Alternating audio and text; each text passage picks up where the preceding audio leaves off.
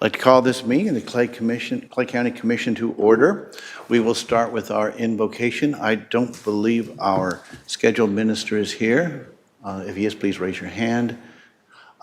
With that, our auditor, Victor Hurlbert, will lead us in the invocation. Please proceed. All right, if everyone could bow their heads or however you wish to pay your respects. Lord, we thank you for gathering here tonight and being able to worship as we see freely and exercise our religion freely in this great nation of the United States of America. And Lord, we just ask that you guide us to follow your will and to truly follow those main things you've instructed us, Lord, of loving our fellow neighbor, of doing unto others and speaking of others as we would have unto us. And we ask all these things in your Son's name. Amen. Please join me in the pledge. I pledge allegiance to the flag of the United States of America and to the republic for which it stands, one nation, under God, indivisible, with liberty and justice for all. Thank you.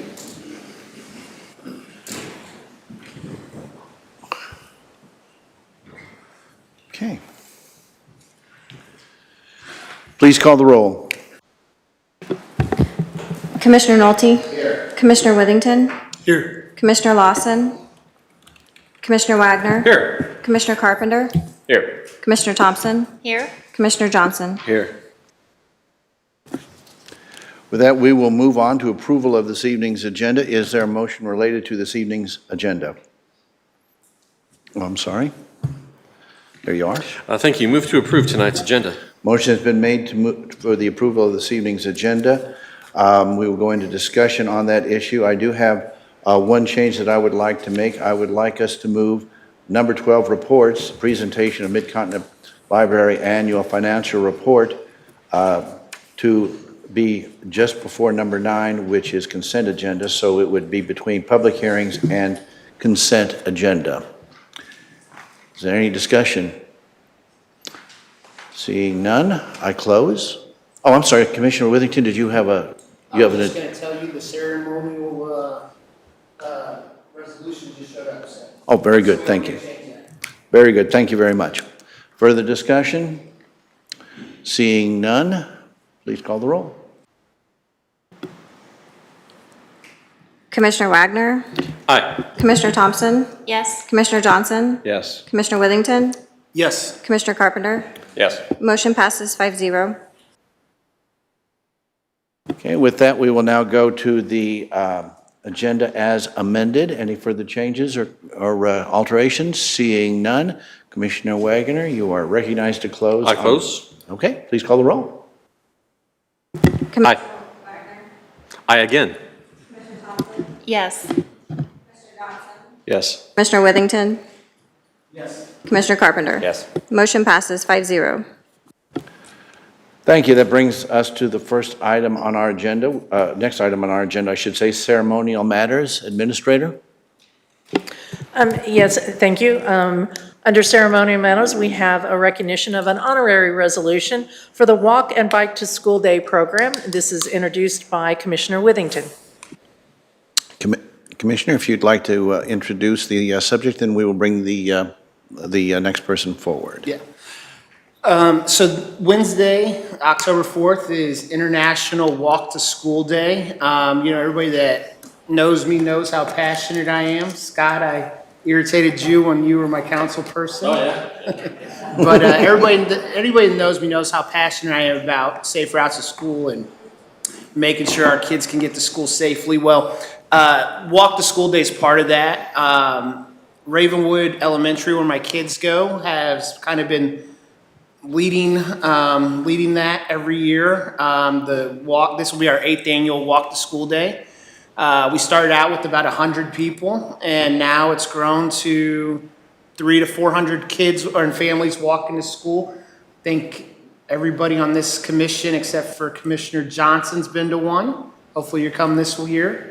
It's a good time. All of our community leaders are there, PTA, and it's just a really good time. So I've asked my daughter's principal, Dr. Foster, Laura Foster, to come and receive this proclamation for us. Thank you, Dr. Foster. If you'd like to come forward and say a few words about the event, the Walk and Bike to School Day. And by the way, for everybody who's going to be speaking, please make sure you push the button so the green light is on the microphone. Identify yourself for the audio recordings and proceed. Good evening. My name is Laura Foster, and I'm the proud principal at Ravenwood Elementary School.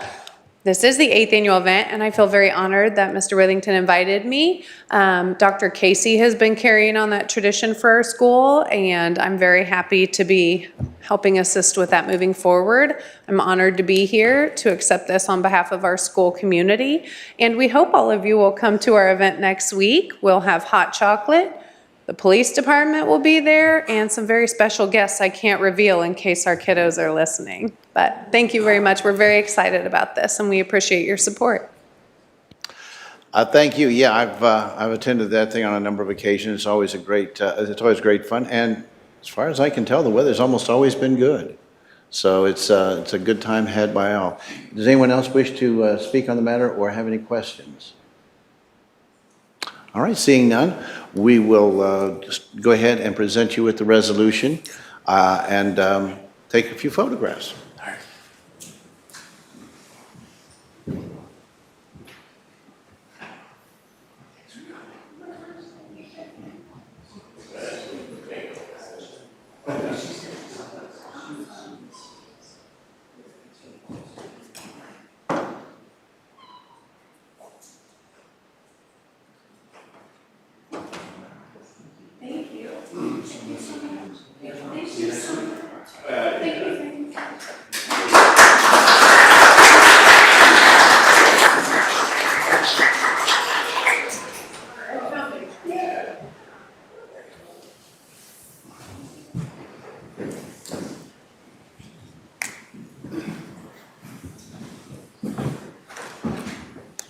Next item on our agenda are comments from the public. Are there any members of the public who would care to comment on any issues? Seeing none.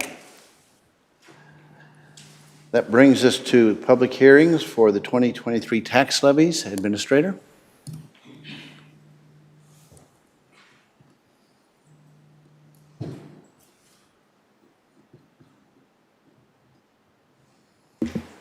Good evening, Commissioners. I'd like to give just a brief overview and introduction on the property tax mill levy that's before the Commissioners later this evening, prior to opening it up for public comment. So just to give a little bit of information and trend on the assessed valuation in Clay County, as we've said, we are one of the fastest growing counties in the state of Missouri, and this historical information provides you a trend of our assessed valuation. This is not only real estate property, but this is also with regard to personal property values. I know this might be a little hard for individuals in the audience to read, and I apologize for that, but this gives a little bit more detail with regard to breaking it out by category. Real estate compared to prior year, 4.6 million. The new assessed value for Clay County for real estate is 5.3, almost $5.4 million. That's a 16.7% increase. Of that increase, 86 million, 11% of it is due to new construction, and 684 million of that, 88% of that is due to the reassessment that occurs every other year. Personal property also saw a slight increase of about 4.15%. Railroad and utilities went up 18%. So that gives overall total current value, assessed valuation of an increase of 14% on a countywide basis. We do make some adjustment for TIFs throughout the county that are basically abated from the tax rolls, and that's saw an increase of about 24% in value. So our adjusted valuation countywide went from 5.7 million to 6.5 million, or basically a 13.87% increase in assessed valuation. And so when we look at the mill levy, as we talked about last week, there are certain requirements in which we look at when we set the mill levy. There is a cap or a current ceiling that occurs as we look at adjustments tied to what is popularly known as the Hancock rule. And so the county has currently two mill levies. One is the general fund mill levy, and the current rate for the general fund is 0.0250. The ceiling rate that is allowed for the county for this year would be 0.0256. That would be a 0.0006% increase or a 2% increase, which you can see then across on the chart, shows you the difference in revenue that would basically generate approximately $237,000 of additional revenue. The road and bridge mill levy currently is 0.0697. And the maximum ceiling rate for the commission that consider is 0.0657.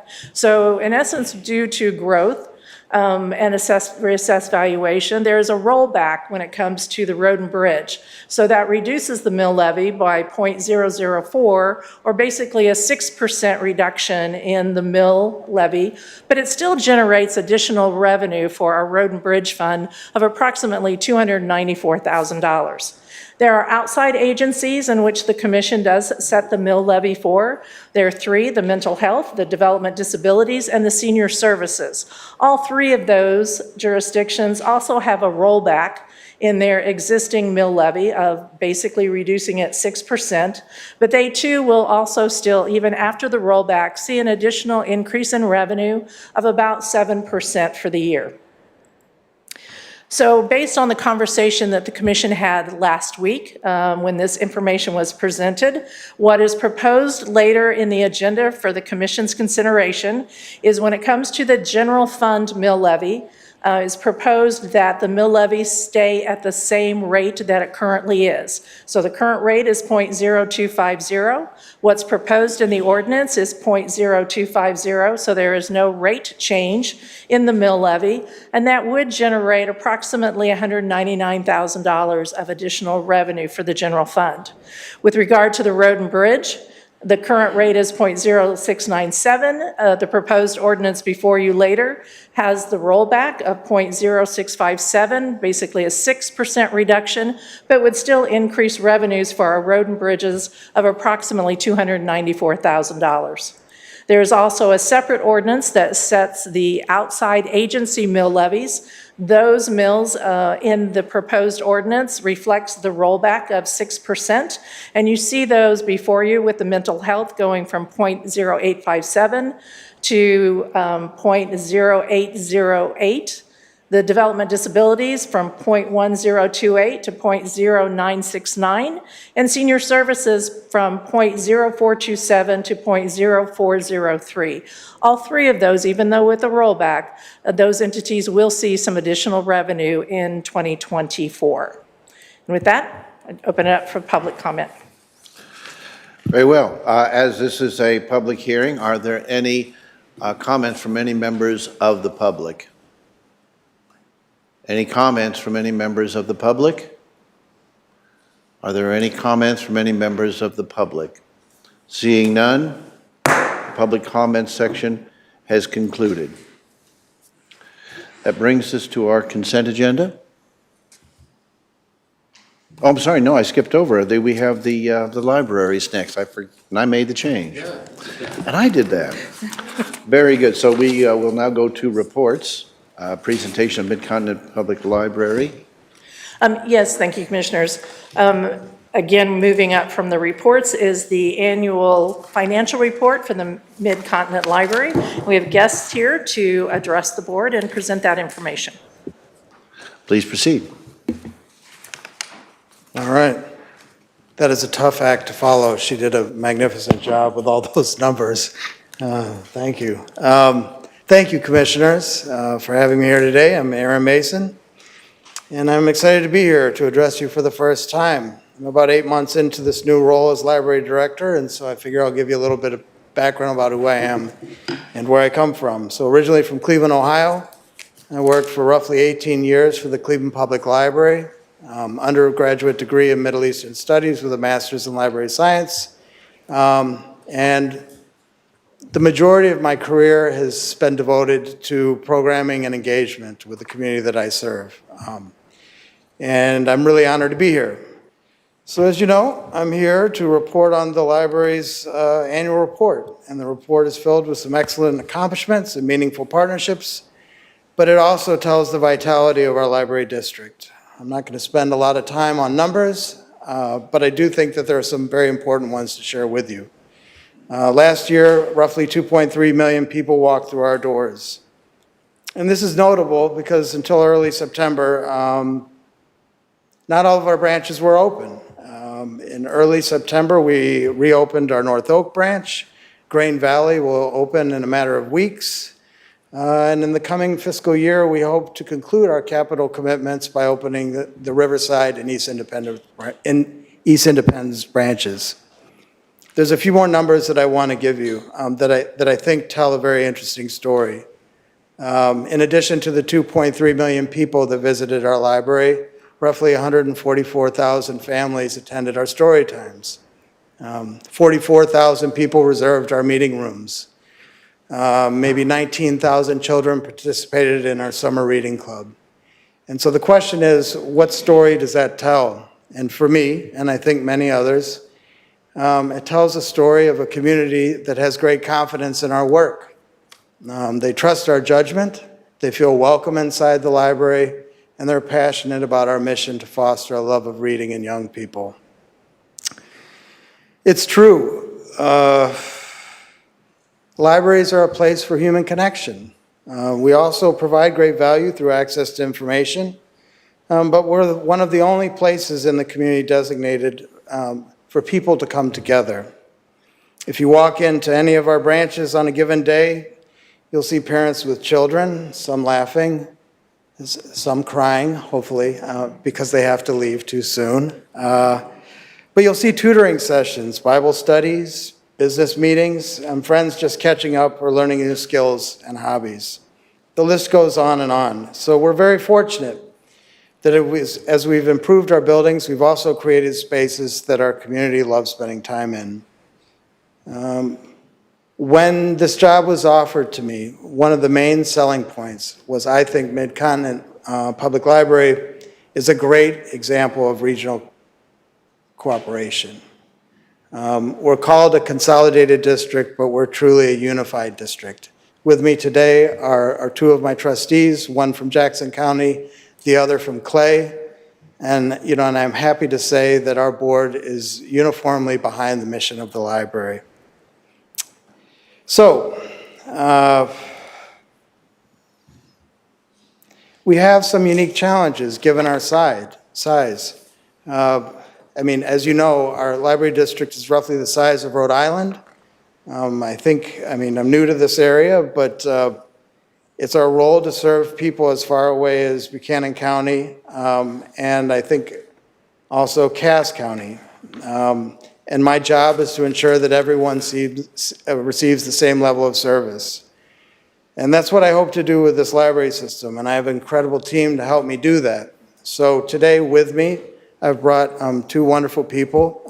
One is our new CFO, Jeremy Wilmoth, who comes by way of Lawrence, Kansas. He has roughly 15 years of experience working in public finance. And he's just a wonderful CFO that I think will add a greater level of transparency to our organization. Also with me is Mr. Engelman, Michael. And I brought him for a very specific reason, that there's a lot of confusion about what happens inside of libraries. And so at each of these presentations, I bring a member of our library staff to tell the story of what happens inside the four walls of each branch. So Michael comes by way of Antioch, and I'd like to bring him to the podium just to make very brief remarks about life in his branch. Michael? Okay. Thank you, Commissioners, for having me. Again, my name is Michael Engelman, and I am the branch manager at the Antioch location of Mid-Continent Public Library. I've had the privilege of being with the organization for a little over 8 years now. I am also a big believer in community engagement and the belief that public libraries should be active rather than passive stakeholders in their communities. And I'm so proud to work for a company that I feel like really fulfills that mission. In fact, happy to see some familiar faces tonight. Commissioner Nolte, run into you at Rotary meetings, chamber meetings, you name it. You mentioned you have kids who go to Ravenwood, where we have conducted back to school nights. I saw Sheriff Aiken come in. He helped us spread the word about our Read and Feed program, whereby a couple summers ago, we were able to distribute meals to over 400 kids in our community who might not have otherwise had a meal to eat during the summer. Moreover, though, I just wanted to share, as Aaron said, a couple of anecdotes about who we are and what we do kind of on a day-to-day basis. So the first story that I want to tell, you may or may not be aware that many of our locations offer notary and passport services. My location is one of those that offers, notary services. And a few weeks ago, I was working the desk when our notary was helping a woman, as she often does, and making conversation. And the woman had not been to the library in years and was just so happy to see all of the resources that we have to offer. And she said, I'm going to have to tell my friend about this. So excited. And, it was very happy ending and didn't think anything of it. Next day, guess who shows up? That woman and her friend.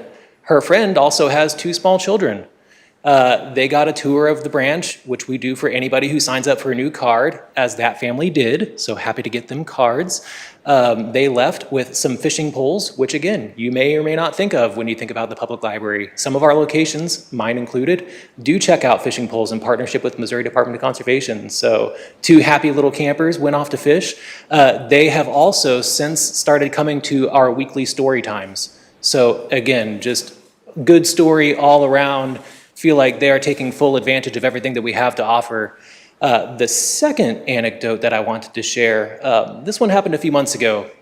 As I was walking through the branch toward the end of the day, saw a woman who was having a difficult time at our copy machine, which is not uncommon for anybody who has used copy machines or technology in general. So I said, is there anything I can do to help? And she was, I could tell, near to tears. And she said, I'm just trying to make some copies of this paperwork and get it scanned and emailed, which is, kind of our bread and butter at the public library, something we do all day, every day. So I said, sure, I'd happy to help, So help her make her copies, get everything scanned to her flash drive. We get it emailed. And no sooner did we hit send, she broke down into tears. And she said, that was paperwork for my husband's cancer medication. And they had told me that if I didn't get it in by 5 o'clock today, that they might not be able to continue providing that. Of course, I had no idea, right? We don't pay attention to the paperwork that we're copying or scanning. We respect everybody's privacy and confidentiality.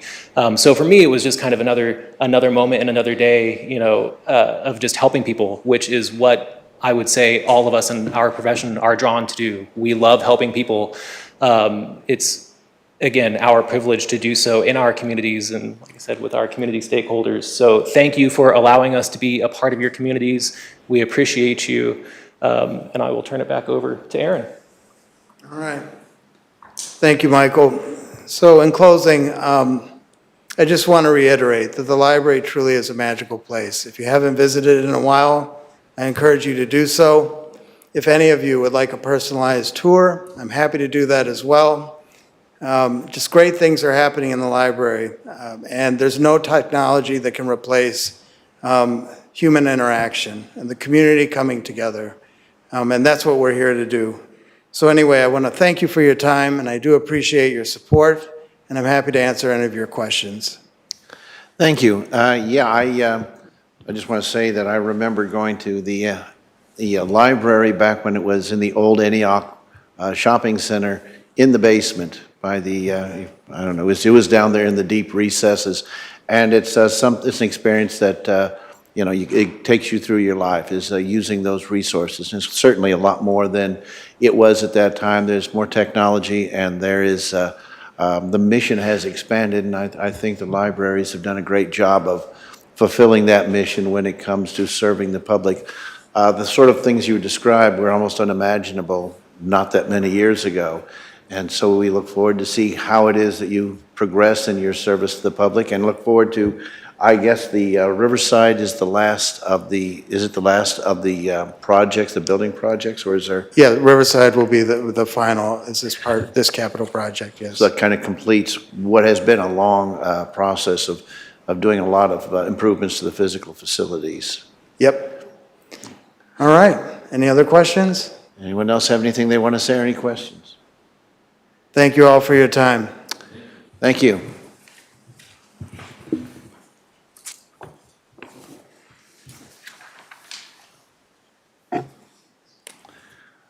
This now brings us to our consent agenda. The consent agenda allows the commission to act upon items considered to be routine and approved in one motion. These may include items that have been reviewed by the commission in a prior session. There will be no separate discussion unless a commissioner requests that an item be removed from the consent agenda and considered separately. This evening, there are 10 items on the consent agenda.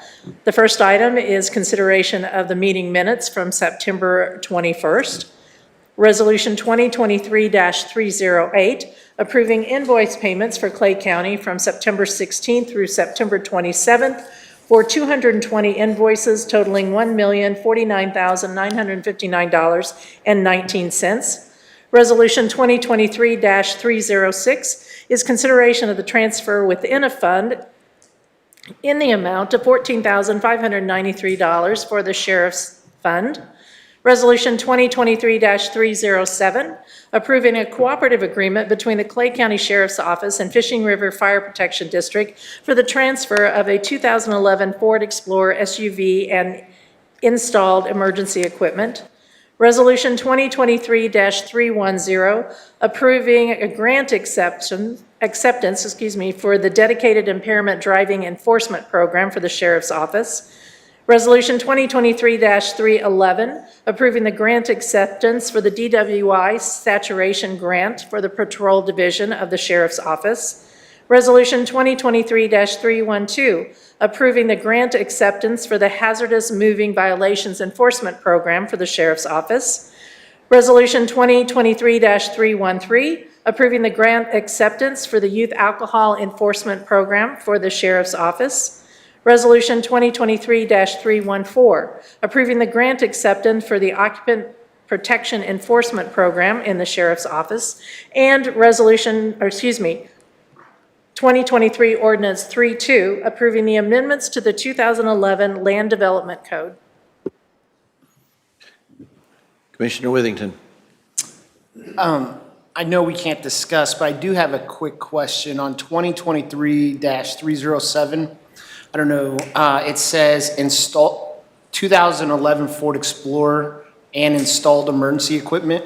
What is installed emergency equipment? Is that, I know we can't discuss, but can I ask you that question? I think, I don't see any reason why we can't discuss that, because if, depending on the discussion, you may or may not decide to take it off consent agenda. So I think under those circumstances. That's exactly what I would suggest, is I think you can ask some questions and gather information based on that information you receive. If you believe it should be pulled off, then you could do so. And if you would like to inquire of someone, certainly that would be in order. Yeah, so I don't plan to move anything. I just didn't know what installed emergency equipment was. Captain Amy Agdarian, Clay County Sheriff's Office. The equipment in this particular vehicle are going to be radios that we cannot use any longer because they are not on, they're not the current models that we have in our vehicles. It's also old light bars, things that, this used to be an emergency management vehicle. Okay, so it's not going to be, when I say light bars, there are like flashers, emergency equipment, but not like an overhead light bar. It is not visually an emergency response vehicle. It's not patrol rated. It's an Explorer SUV, not an Interceptor. Okay, all right. Okay. Thank you. Thank you. Any further? Commissioner Wagner. Thank you. Move to approve tonight's consent agenda. Motion to approve this evening's consent agenda. Any further discussion? Seeing none, you are recognized to close. I close. Please call the roll. Commissioner Wagner. Aye. Commissioner Thompson. Yes. Commissioner Johnson. Yes. Commissioner Withington. Yes. Commissioner Carpenter. Yes. Motion passes 5-0. That brings us to this evening's regular agenda. The first item on that agenda is 2023-309. Administrator. Resolution 2023-309 is consideration of invoice payments for the county's prosecutor's office from September 16th through September 27th for 6 invoices that total $3,550.18. Commissioner Wagner. Thank you. Move to approve 2023-309. Motion's been made for the approval of 2023-309. Discussion? Seeing none, you're recognized to close. I close. Please call the roll. Commissioner Wagner. Aye. Commissioner Thompson. I recuse myself. Commissioner Johnson. Yes. Commissioner Withington. Yes. Commissioner Carpenter. Yes. Motion passes 4 in favor, 1 recusal. That brings us to 2023 Ordinance 33. Administrator? 2023 Ordinance 33 is setting the tax levies for 2023 for the general fund in the amount of 0.0250 and for the county road and bridge at 0.0657. Mr. Auditor, please proceed. Yes, Victor Hurlbert, Clay County Auditor. Like Administrator said, this is 2023 Ordinance 33. You see the levy rates. The only thing I would add is that, again, the general levy includes that sales tax reduction, 50% sales tax reduction of about 18 cents, $12.3 million off of your ceiling rate of 21 cents. And then the commission opted for that voluntary reduction from this year's ceiling of 0.0006.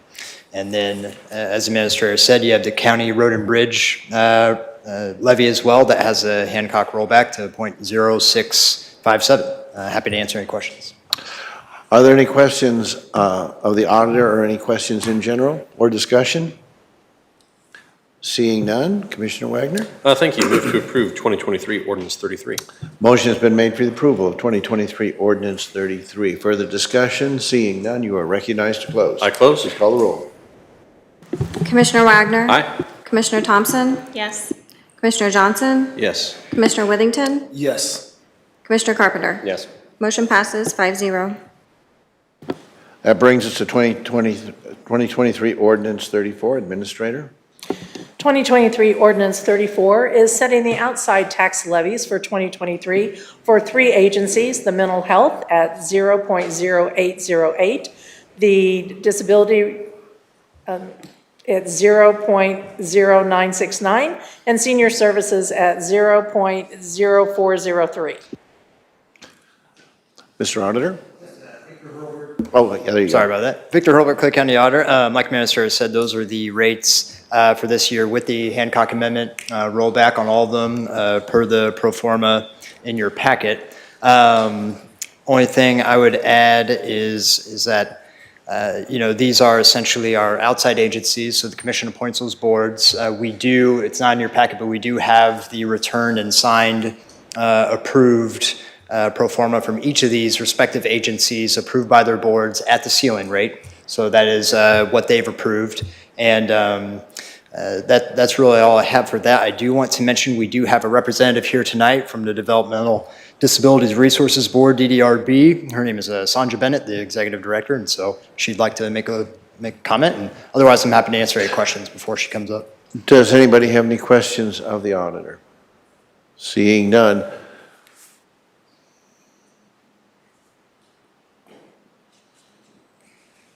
Thank you. Good evening. My name is Sandra Bennett. I'm the Administrative Director for the Developmental Disabilities Resource Board, and I'm pleased to be here on behalf of the DDRB Board of Directors to ask the Commissioners to set the levy for our board for 2023. Just for a brief history, the DDRB Board was established in 1971 by what is known as the SB 40 law. The taxpayers of Clay County voted to levy a tax to be used to provide support services to the developmentally and intellectually disabled citizens of Clay County. We are directed by a 9-member, all-volunteer board. We fund vocational workshops and community-supported employment programs. We provide funding to support homes and transportations to get people from home to work and back. We provide funding for community integration in the form of educational, social, and recreational therapy programs, as well as a number of therapy programs which are directed at autism-related services. We provide funding for children from birth to age 3 for early intervention education and programs which also include services for children who are visually impaired as well as developmentally disabled.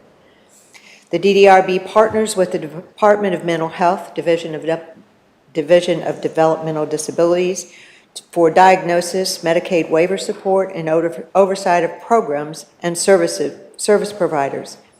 We provide matching funds for the Partnership of Hope waiver to over 40 agencies, providing a multitude of services and supports that might not otherwise be available due to the lack of funding. All of the agencies we fund are required to be nonprofit, approved by the Department of Mental Health, and hold a national certification from CARF or an accredited body.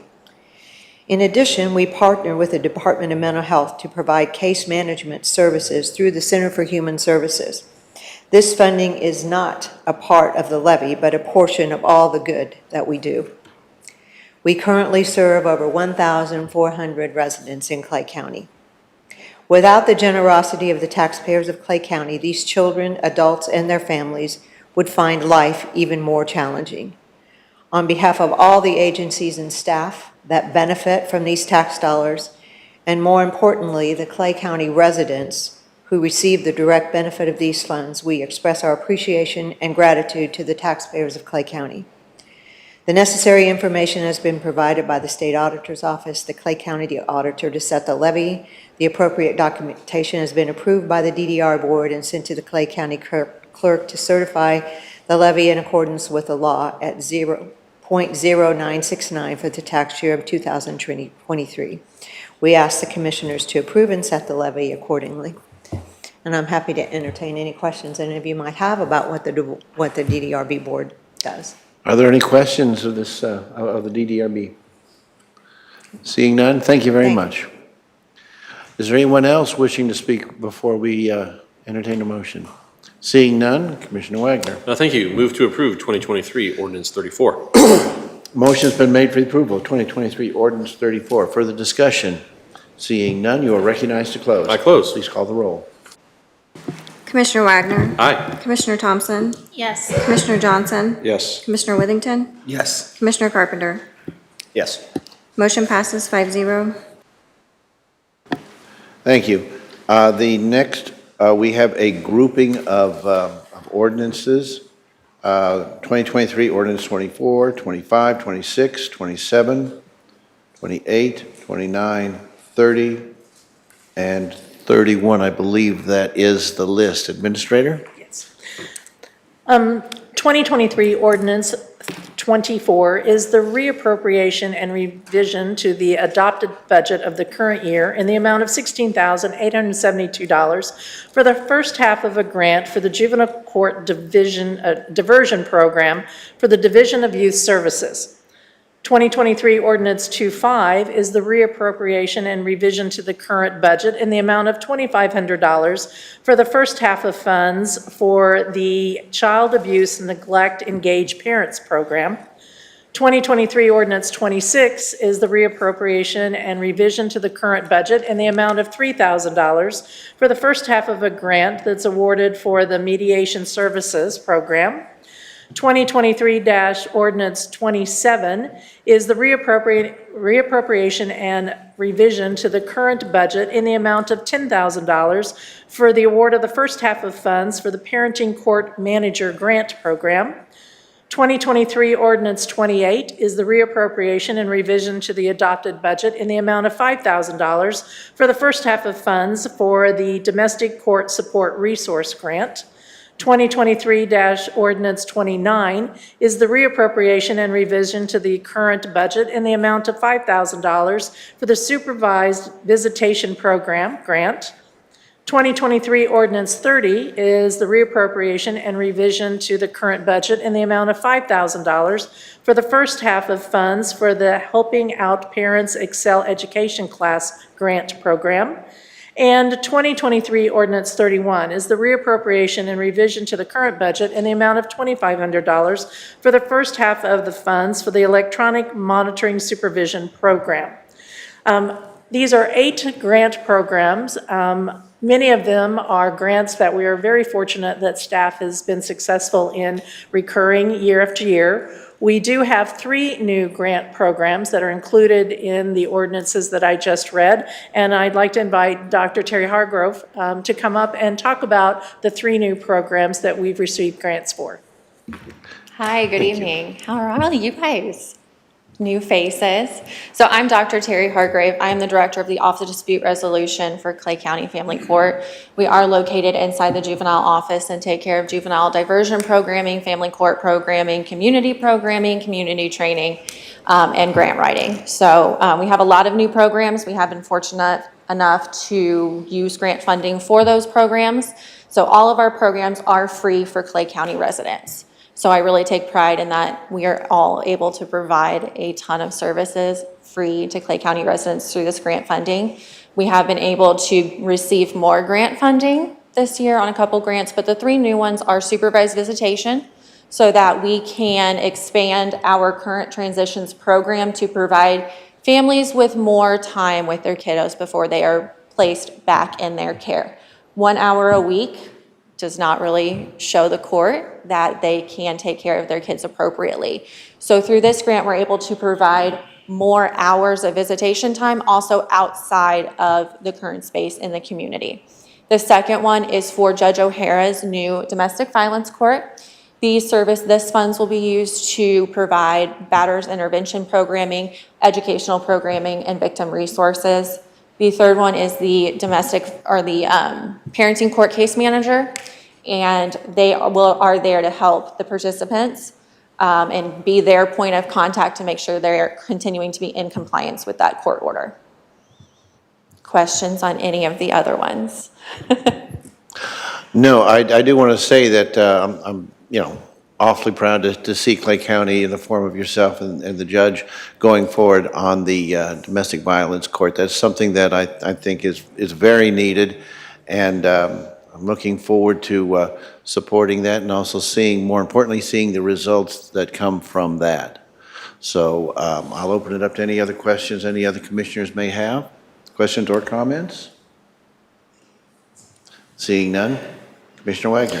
Thank you. Move to approve 2023 ordinance 24, 25, 26, 27, 28, 29, 30, and 31. Motion has been made to approve ordinances 2023, ordinance 24 through 31. See, I can figure out how to say it a little more quickly. Is there any further discussion? Seeing none, you are recognized to close. I close. Please call the roll. Commissioner Wagner. Aye. Commissioner Thompson. Yes. Commissioner Johnson. Yes. Commissioner Withington. Yes. Commissioner Carpenter. Yes. Motion passes 5-0. Next on our agenda is 2023-320. Administrator. Resolution 2023-320 is approving a sole source vendor, KeyTrack Incorporated, Guardian Key and Asset Management System from the Sheriff's Office, and Captain Agdarian is here to provide information to the Commission. Please proceed. Good evening, Commission. Captain Amy Agdarian, Clay County Sheriff's Office. This is a request to approve the vendor KeyTrack as a sole source vendor for some key tracking and asset management equipment that we have been looking at. As you know, we have been in the process of gaining accreditation through NIJO for our detention center and CALEA for the Sheriff's Office as a whole. And one of the requirements for NIJO accreditation is the management and security of keys. And the detention facility is responsible for over 150 individual keys or sets of keys that handle everything from individual cell doors within the facility to some of the rooms over in the courthouse. And so there's just a lot of keys to manage. And so one of the things that we did was we looked for how can this software address the needs we have for NIJO as well as other situations that we are going to find ourselves in. And one of those situations is that we are looking at arming our detention officers for the purposes of some, not all of them, but for the purposes of doing things like prisoner transfers, hospital duty, and revised statutes of Missouri, 221-515, allows the sheriff to use his discretion to provide firearms to those civilian personnel, in this case detention officers. The language uses the word jailers, but we refer to them as detention officers, for the purpose of those duties. We are not going to issue, even once they go through the training after we've identified the appropriate personnel, they're not going to be issued firearms to take home. So one of the things that we're doing with this KeyTrack system is we have the ability to have lockers in a secure area for those weapons that would be checked out by our detention officers, okay? So the reason that we are asking for the sole source status here is because KeyTrack is the only vendor that we have located that has the ability to expand out the system once the initial control board is installed, as well as having different sizes for different size containers for different asset management, such as in the case of the firearms, as well as biometric capabilities, so that we have a thumbprint in order to unlock the access to the key. And when the person steps up in front of the camera, it recognizes the person by their thumbprint, but it automatically kicks on the camera and records the person standing at the kiosk to check out the key. So, and by the way, that can be, that trigger, that notification that someone's checking out a key, that can be viewed by a personnel that would have the access to do so. So for instance, our detention commanders, when they are off duty on a weekend and somebody wants to know, hey, why did fleet car key number 12 get checked out, they can tell you. So KeyTrack is the only vendor that we've been able to locate that has all of those capabilities, and so that's why we are making this request. Thank you. Are there any questions of the captain? Seeing none, Commissioner Wagner. Actually, I'm sorry, I did have one question. Please. I thank you, Captain, and I think I understand the uniqueness of the system. My only question is, did you go out to them specifically, or was there a more general request that they answered, and this is how they answered it? Does that make sense? It does. Actually, this vendor was in attendance at a sheriff conference. Yeah. And so we were able to meet with several different vendors.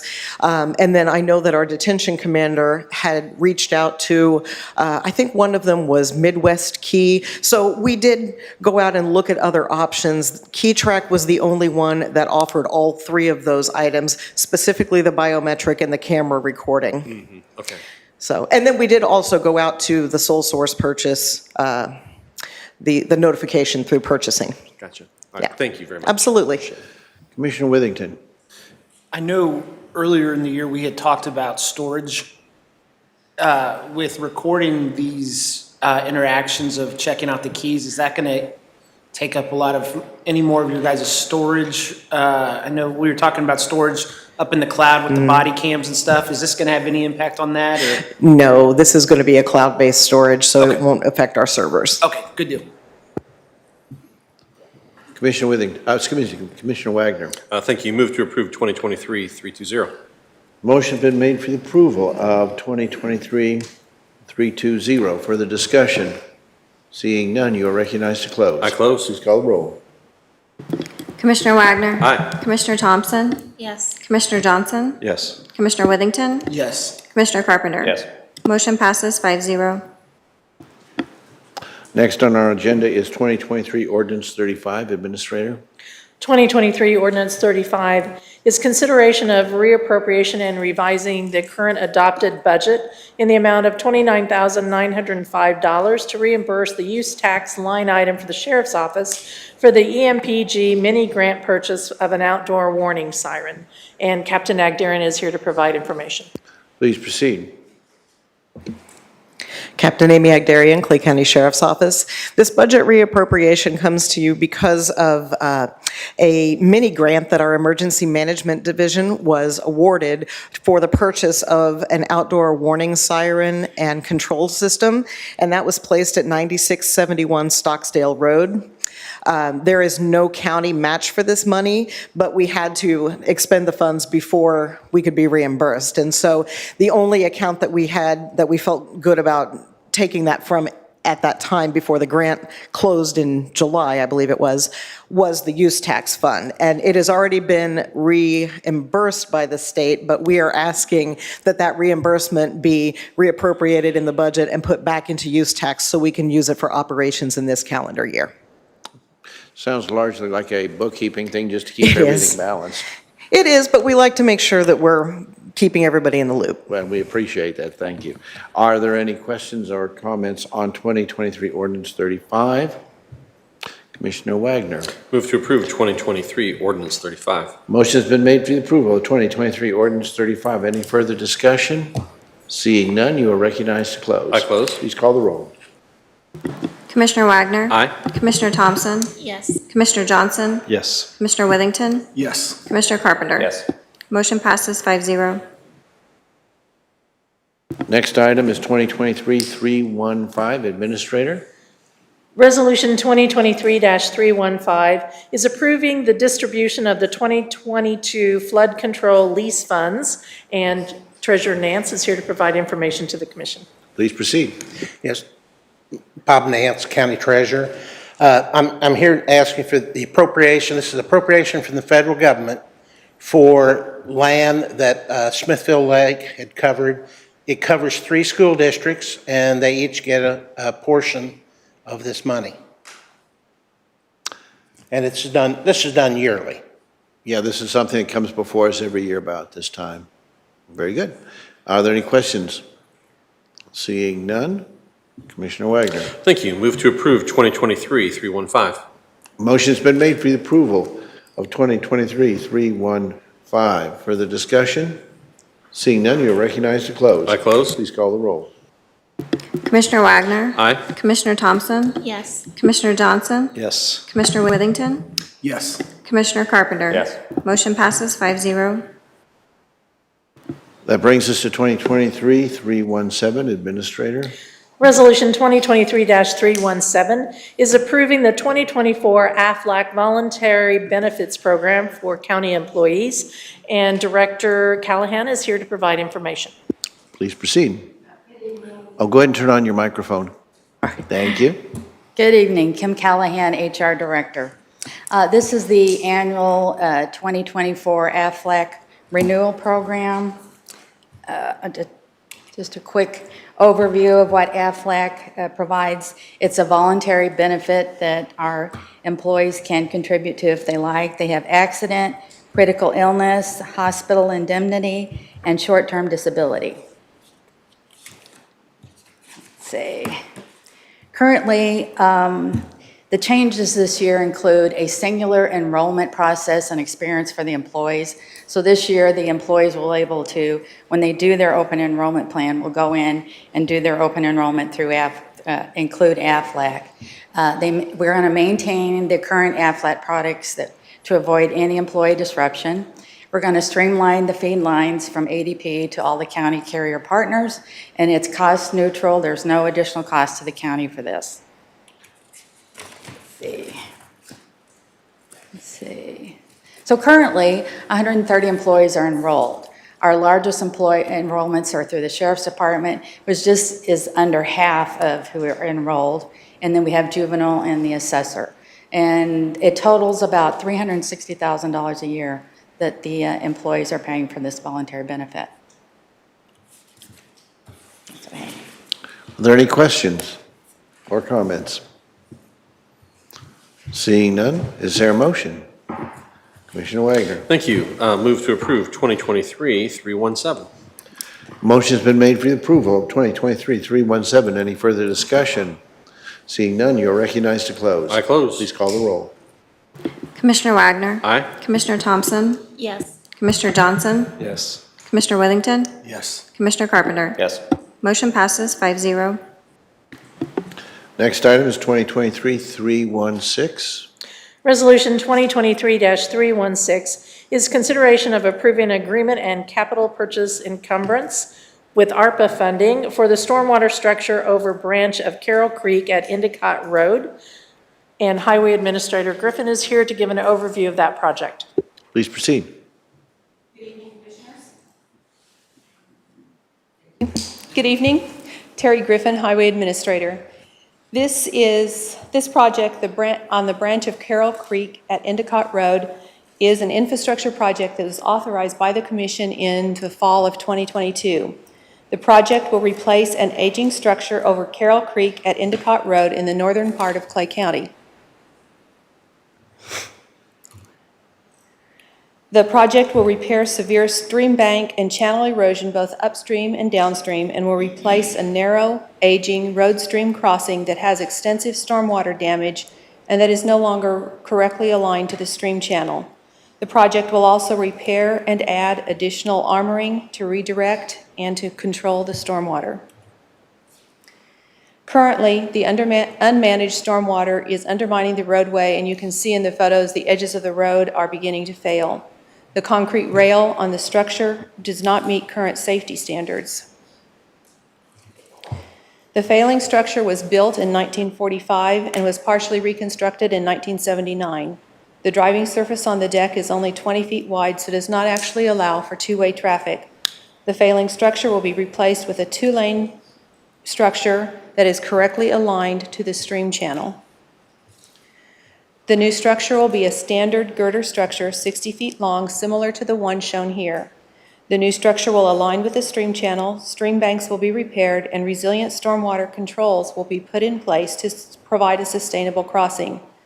The project will be built by on-call contractor Decker Construction using plans from on-call consultant Burns & McDonald. The total cost of the project is $560,000. If the project is approved, construction will begin when steel for the project is delivered. And if you have any questions, I would be glad to answer them. Yes, what would be you said when it would start, what is your projection for completion? The contractor won't actually know that until the steel is ordered. It can take anywhere from 6 weeks to 3 months. Okay. And what is going to be the weight capacity? There will be no weight limit on it. Okay, great. Any other questions or comments? Seeing none, Commissioner Wagner. Thank you. Move to approve 2023-316. Motion's been made for the approval of 2023-316. Any further discussion? Seeing none, you are recognized to close. I close. Please call the roll. Commissioner Wagner. Aye. Commissioner Thompson. Yes. Commissioner Johnson. Yes. Commissioner Withington. Yes. Commissioner Carpenter. Yes. Motion passes 5-0. Next is 2023-304, Administrator. Thank you, Commission. Actually, I'd like to bundle the next two items together. They're similar in nature. Okay. Resolution 2023-304 is consideration of transferring within a fund in the amount of $75,000, providing additional funding for the natural gas expenses for the remainder of 2023. And Resolution 2023-305 is a transfer within the fund of $35,000, providing additional funding for water and sewer expenses for the remainder of 2023. And Deputy County Administrator Kuntz is here to provide information regarding these transfers. Please proceed. Good afternoon, Commissioners. Donna Kuntz, Deputy County Administrator. Both of these are more housekeeping items. The first one being our move from our electrical line over to our natural gas line in the amount of $75,000. Really has resulted in two things. Our December 2022 bill with the billing cycle hit us in January of 2023, which threw us into a new budget cycle. And along that time frame, the Spire gas rates also took an increase at the beginning of the year. So now that we're at the end of the year, this has moved us into needing to transfer from one item to the other to ensure that our last quarter that we have plenty of money to pay all the natural gas bills. Questions or comments? Seeing none, Commissioner Wagner. Actually, I did have a question. Oh, I'm sorry. Go right ahead. I'm a dual threat this evening. So the question I have, Donna, whether you can answer it or someone else wants to, is just as I'm reading through the background, I note that part of the concern here is to make sure that we have no overage that then gets into 2024 budget year. Question is, does this, these transfers have any other budgetary impact to us for this year, or do we anticipate anything? And you mean is enough to cover the final invoices for the year? Well, I guess it's more, well, I guess yes to that, but also, is there a source of the transfer that may create another issue for us in another budget line item? No, that's not anticipated. Okay. We've already kind of projected what the electrical bills will finish out in that line item.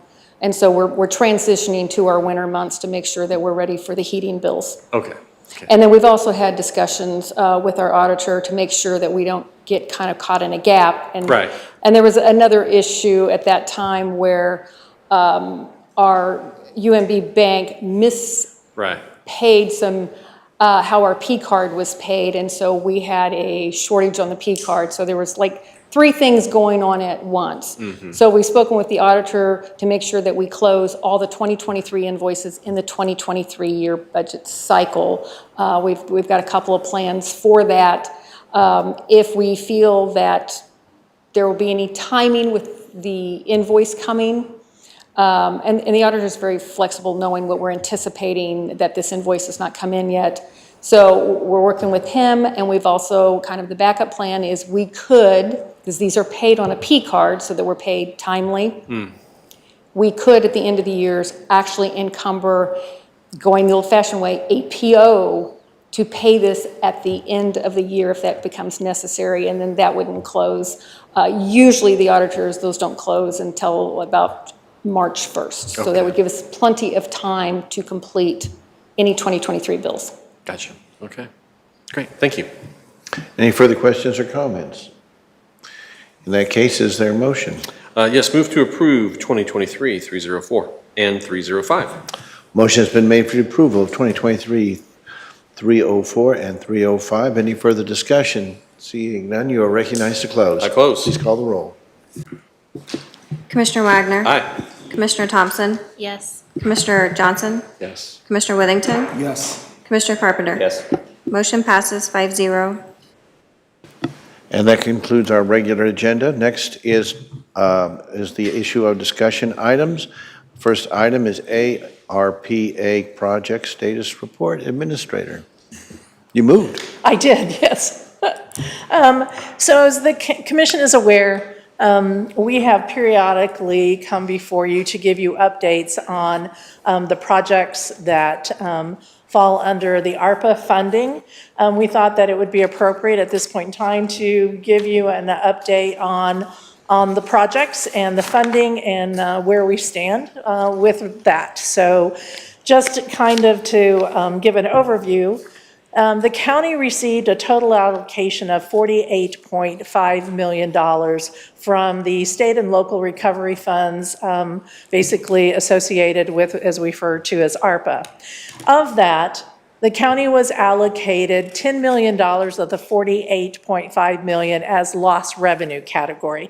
And that becomes important because that is probably the category with the most flexibility that the county has on how those funds can be used. $10 million is the maximum in which we're allowed under that particular category. So that leaves $38.5 million of funding available in the various eligible categories. And so just as a reminder, there are basically 4 different types of categories of projects.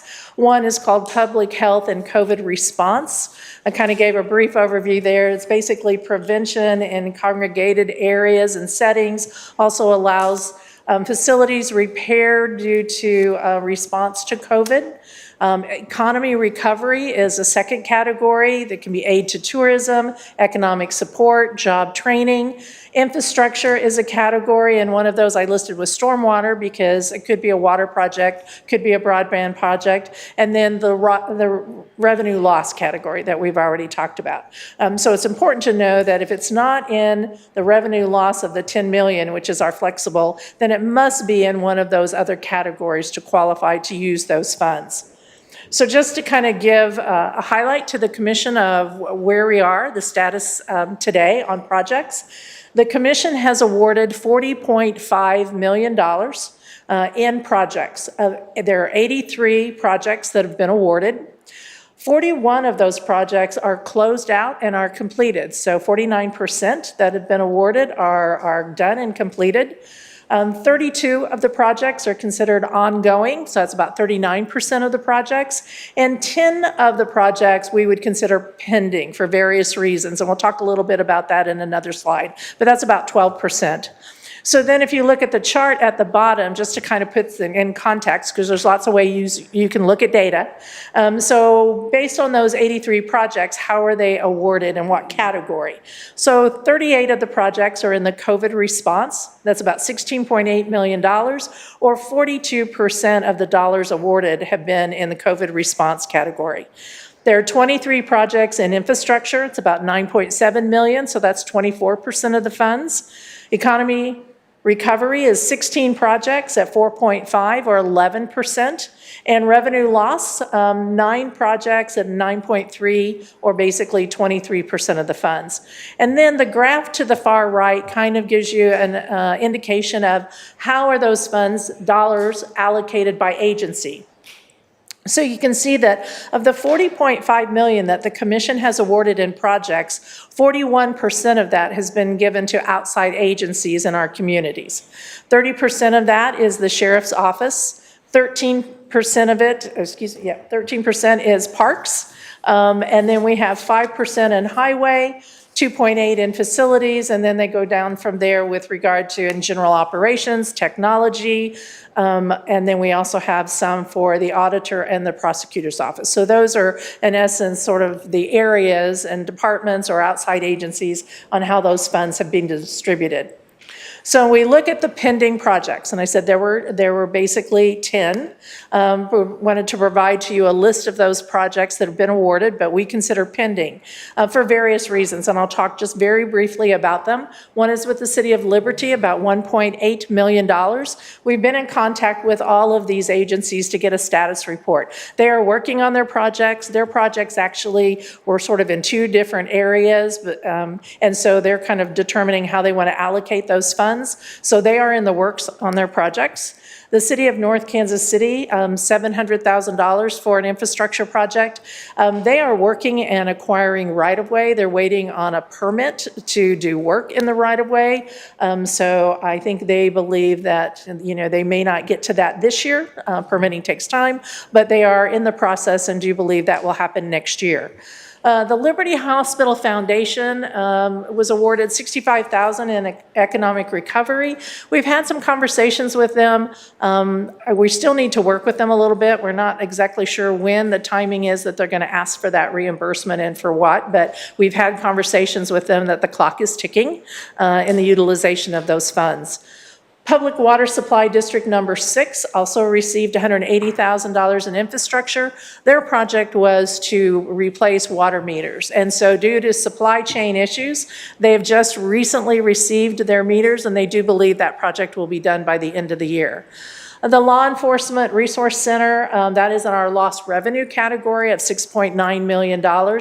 We placed that one in the pending category because, as the commission knows, there was a site that had been selected, but now withdrawn from that particular site.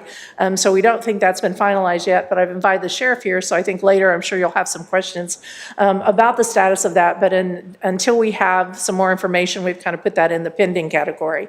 The fee booths and the CST restrooms for $180,000 and $706,000. We have that in pending. While we have contracts that have been awarded and those things have been ordered, we have not dispersed any expenses yet because we haven't received the items yet. So as far as we're saying we may have a contract, but we've not spent any money, so we've kind of put that in the pending category.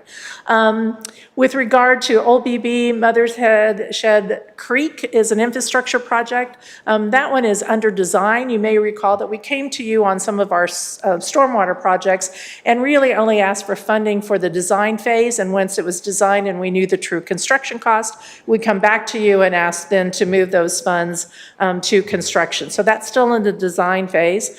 Crockett Creek at Long Ridge Road was actually on tonight's agenda that you just approved to do for $560,000.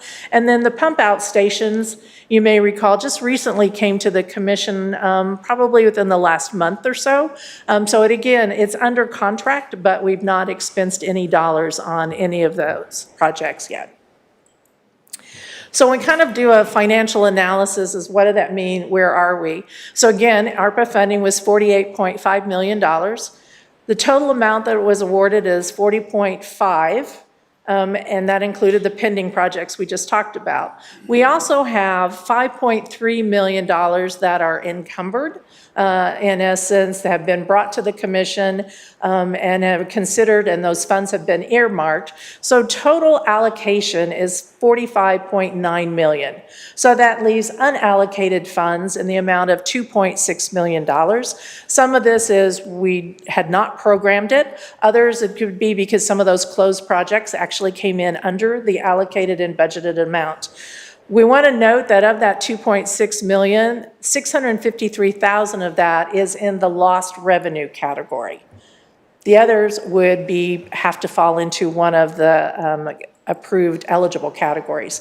So just as a reminder to the commission of those encumbered projects that we have set aside funding for, we have a licensing software in the amount of $15,000. That's continuing along with our methodology of implementing new software so that providing more opportunities for businesses and residents to do things online. This would be licensing software for business we don't do business, liquor licenses, different type of licenses that we do out of the clerk's office. We've talked about the next item a couple of times. Again, this is, an encumbered amount of $750,000 for the KCTA cleanup, and I know there's ongoing discussions at the commission with that particular project. We have $750,000 allocated for culvert repairs and replacement. There's another storm drainage project in the amount of $358,880 that is under design. The Endicott Road Bridge of $560,000. We have a couple of low water crossing culverts at $941,000. Again, many of these are projects where we have come and had design costs done, but these are the construction funds that we're holding when we have a good idea of what the construction is going to be. And one of those is the next item, which is the Nation Road Stream Bank project. That is under design. We're finalizing the design and just recently got the engineer's estimate for that project. So part of the reason we have so much unallocated is we had earmarked for this project, the construction, almost $3 million because we were unsure what it was going to cost to do the repairs to Nation Road. We are very pleased to say that it's coming in for construction at $1.9 million. So that does free up some money in our categories to do some additional projects.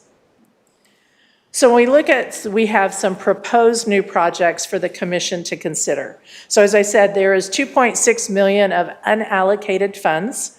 In the lost revenue category, where we have $653,000 available, we are recommending to the commission for consideration to replace the roof at the juvenile facility in the amount of $440,000. And I have a slide on each one of these projects, and we'll talk a little bit more about them. In the category section where we have $1.9 million available, there are 3 projects that we're proposing for the commission to consider.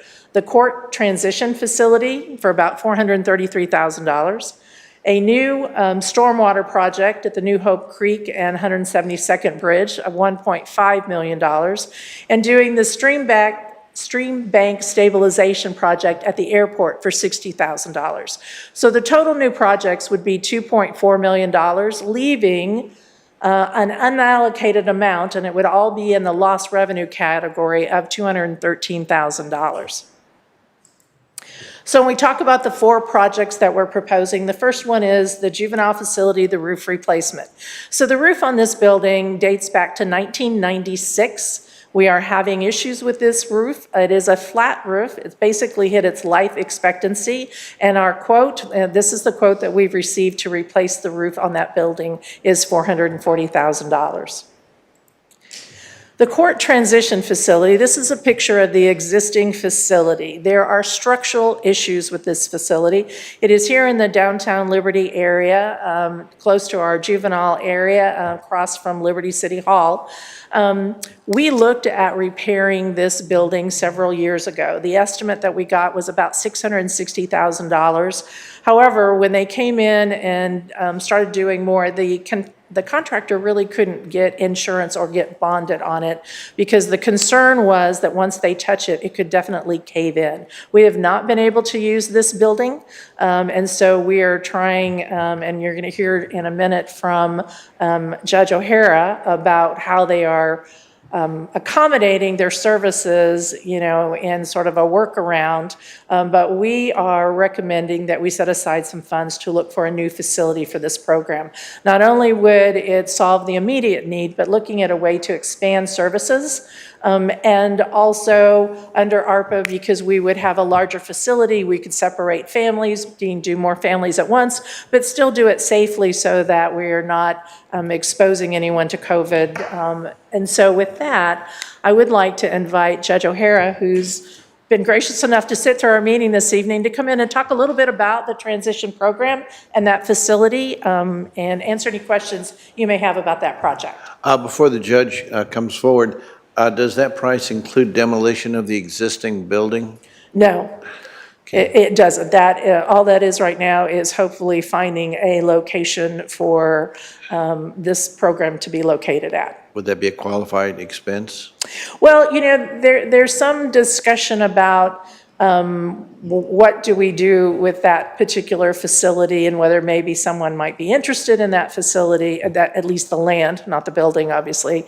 And so I think there's opportunities there, but no, right now, we are not proposing the funds to demolish. Because it's been years since I've been in that building, and I seriously doubt it's improved with age. No, it's gotten worse over time, I'm sure. Your Honor? Good evening. Thank you all for allowing me to speak for a little bit. I guess I would first just want to ask you all, when you all hear transitions and families, does anyone even know what that means or what we're using the program for? Probably not. I'm guessing no. So everyone's looking at me with a blank face. So I just want to kind of let you know what we use this for, just to give you a context of why this project is important to me, why it's important, I think, to Clay County, to taxpayers, et cetera. So I am the family court administrative judge. I handle all of our juvenile proceedings in Clay County. I handle other things too, but that is one of the roles that I have right now. So we have used this building for decades, call it the Little House. And as you all know, right now, a typical case in juvenile, where we call them the child abuse and neglect cases, when children are born with fentanyl or methamphetamine or something like that in their system, we remove those kids from the home, especially with fentanyl, which is unfortunately what we're seeing every week now.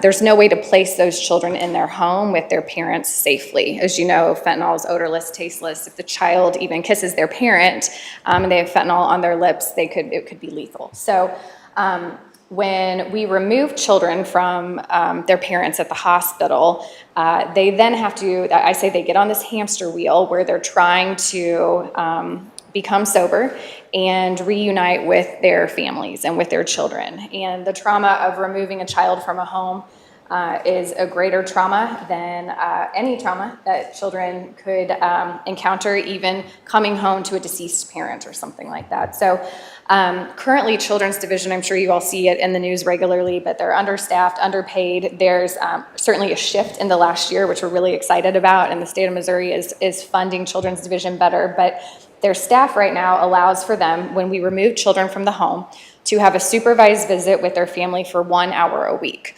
So an example I'd like to give you all just to kind of get an idea of some of these families. We do take the babies, but we had a family recently who her husband had been killed. She had 5 children. She hadn't worked, and they were living out of a car, okay? Mom hadn't done anything wrong. Mom just didn't have a job. She hadn't worked. She was poor. So we took those kids into care because we had to. Kids aren't going to school, and you can't live in a car. Okay, so these kids, there was a lot of them, not only get removed from mom, their father is deceased, but we also don't have facilities or a foster home that's just going to take 5 children. So then we get to piecemeal these kids throughout the county, throughout the state, wherever we can find a place for them. So then mom, 1 hour a week, gets to see these children that are grade school age that she's had her entire life, okay? When I took over this role last year, was when I was appointed to this particular position, I made it a real goal of all of us in juvenile to be working on that. I said that 1 hour a week is not good enough, and it's not good enough if we're trying to reunify families. The state right now, each year spends $135 million on foster families. Missouri is 5th worst in the nation for how many kids we take into care. So we have made a major effort. We are holding juvenile court 3 times a week now instead of 1. We are reunifying families, but one of the ways in which we can do that is to provide a space for these families and these parents to, if we're taking their babies, to learn how to become parents, right? Learn how to swaddle the kids, make a bottle, feed the kids, put the kids to bed. They don't have any of those skills when we take the children from them in the hospital, right? In addition, when we are providing services to a family, helping with jobs, helping with housing, if there's domestic violence issues, it's not fair for that mom to only see, or dad, to only see their children once a week. So they still get that hour a week at Children's Division, but I now am ordering a lot more visits throughout the week, so these kids can not only see their parents, but they can see each other to try to lessen that trauma. And just to let you all know, we had a summit a week ago, and all of the judges, the juvenile judges on the west side of the state met together. There was a summit in St. Louis and then in Springfield as well. And they gave us our numbers per capita. And I said a bad cuss word when I was getting ready to see Clay County on the screen because I did not know what our numbers would be. Missouri right now in the last year has decreased their numbers per 1,000 of kids that we take into care, kids we remove from the home. It used to be 10 per 1,000, it's now 9. The optimal number is between 1 and 3, but I want you to know that in the last year, Clay County's number is 2.8. So we are not only some of the best in the state, we are best in the nation, our particular county is. So the hard work that these folks behind me have been doing, that we've all been doing, it's working. So in order to continue that momentum, we have to have spaces to have visits with families. We don't have that. Another big problem with this particular facility is it's not ADA compliant. And if I'm ordering parents, you have to see your children and you have to do these visits because it's sink or swim. Like, not everyone swims. Sometimes we give them the opportunity and they don't show up, but at least we can then terminate their parental rights and get these kids somewhere that they can stay for the rest of their life instead of prolonging something for years. But if I'm ordering transitions and we don't have a building to provide it, that truly is a lawsuit waiting to happen. If they are not being reunited with their children because we are not providing the space, that is a serious problem. This particular building, while we did look years ago at repairing it, it's also not ADA compliant. So that's something that we really need to think of. We have a lot of parents that appear in court that have wheelchairs come in. A lot of them are missing limbs, just all kinds of things. But at the end of the day, I would invite all of you, and I hope you believe that this is sincere, to come to a Thursday docket and see what goes on in Clay County and see what these children are dealing with. They are lovable. They are amazing kids that deserve a lot better than what a lot of times their parents can give them. But we have an opportunity here to be a group that doesn't fail them like so many other people have. So we have spent, and by we, I mean this great team that I have here, we have spent the last year writing grants to try to get money to purchase a house. As you all know, grant money for capital improvements is just pretty much non-existent. We, being Dr. Hargrave, write grants all the time for things. We don't ever ask you all for a matching grant. We have so far this year, under our family court umbrella, received $268,000 in grant money.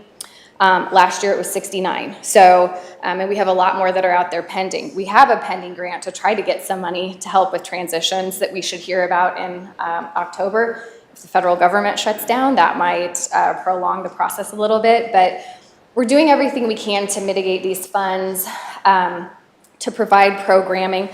We don't only just provide the supervised visits in transition. All of the programming that we provide, we have been able to provide it by piecemealing it. We are having groups in fire stations, we are in libraries, we are in people's offices, but these are county-led groups that we're literally just calling places trying to find a way to make them work. So it's a need for the county, it truly is. And if you see these kiddos and the looks that they get, or the parents when we get to reunify them, when we have removed these barriers, it's one of the most heartwarming things that you could ever see. And I was told when I got this job that juvenile would be my very best day as a judge and my very worst day. And so far, that's absolutely true. But the good, absolutely, it outweighs the bad. And we just hope that you will consider this project. We, like I said, have done everything we can to try and mitigate this cost. We have talked to planning and zoning people and many of the different cities within Clay County to see if, okay, well, maybe where I grew up in Gladstone area, on North Oak and Berry Road, if I can find a residential house that's less expensive, could I get it rezoned to commercial? And then they're like, well, this is what you'll have to do in Kansas City, which I believe is extremely quick.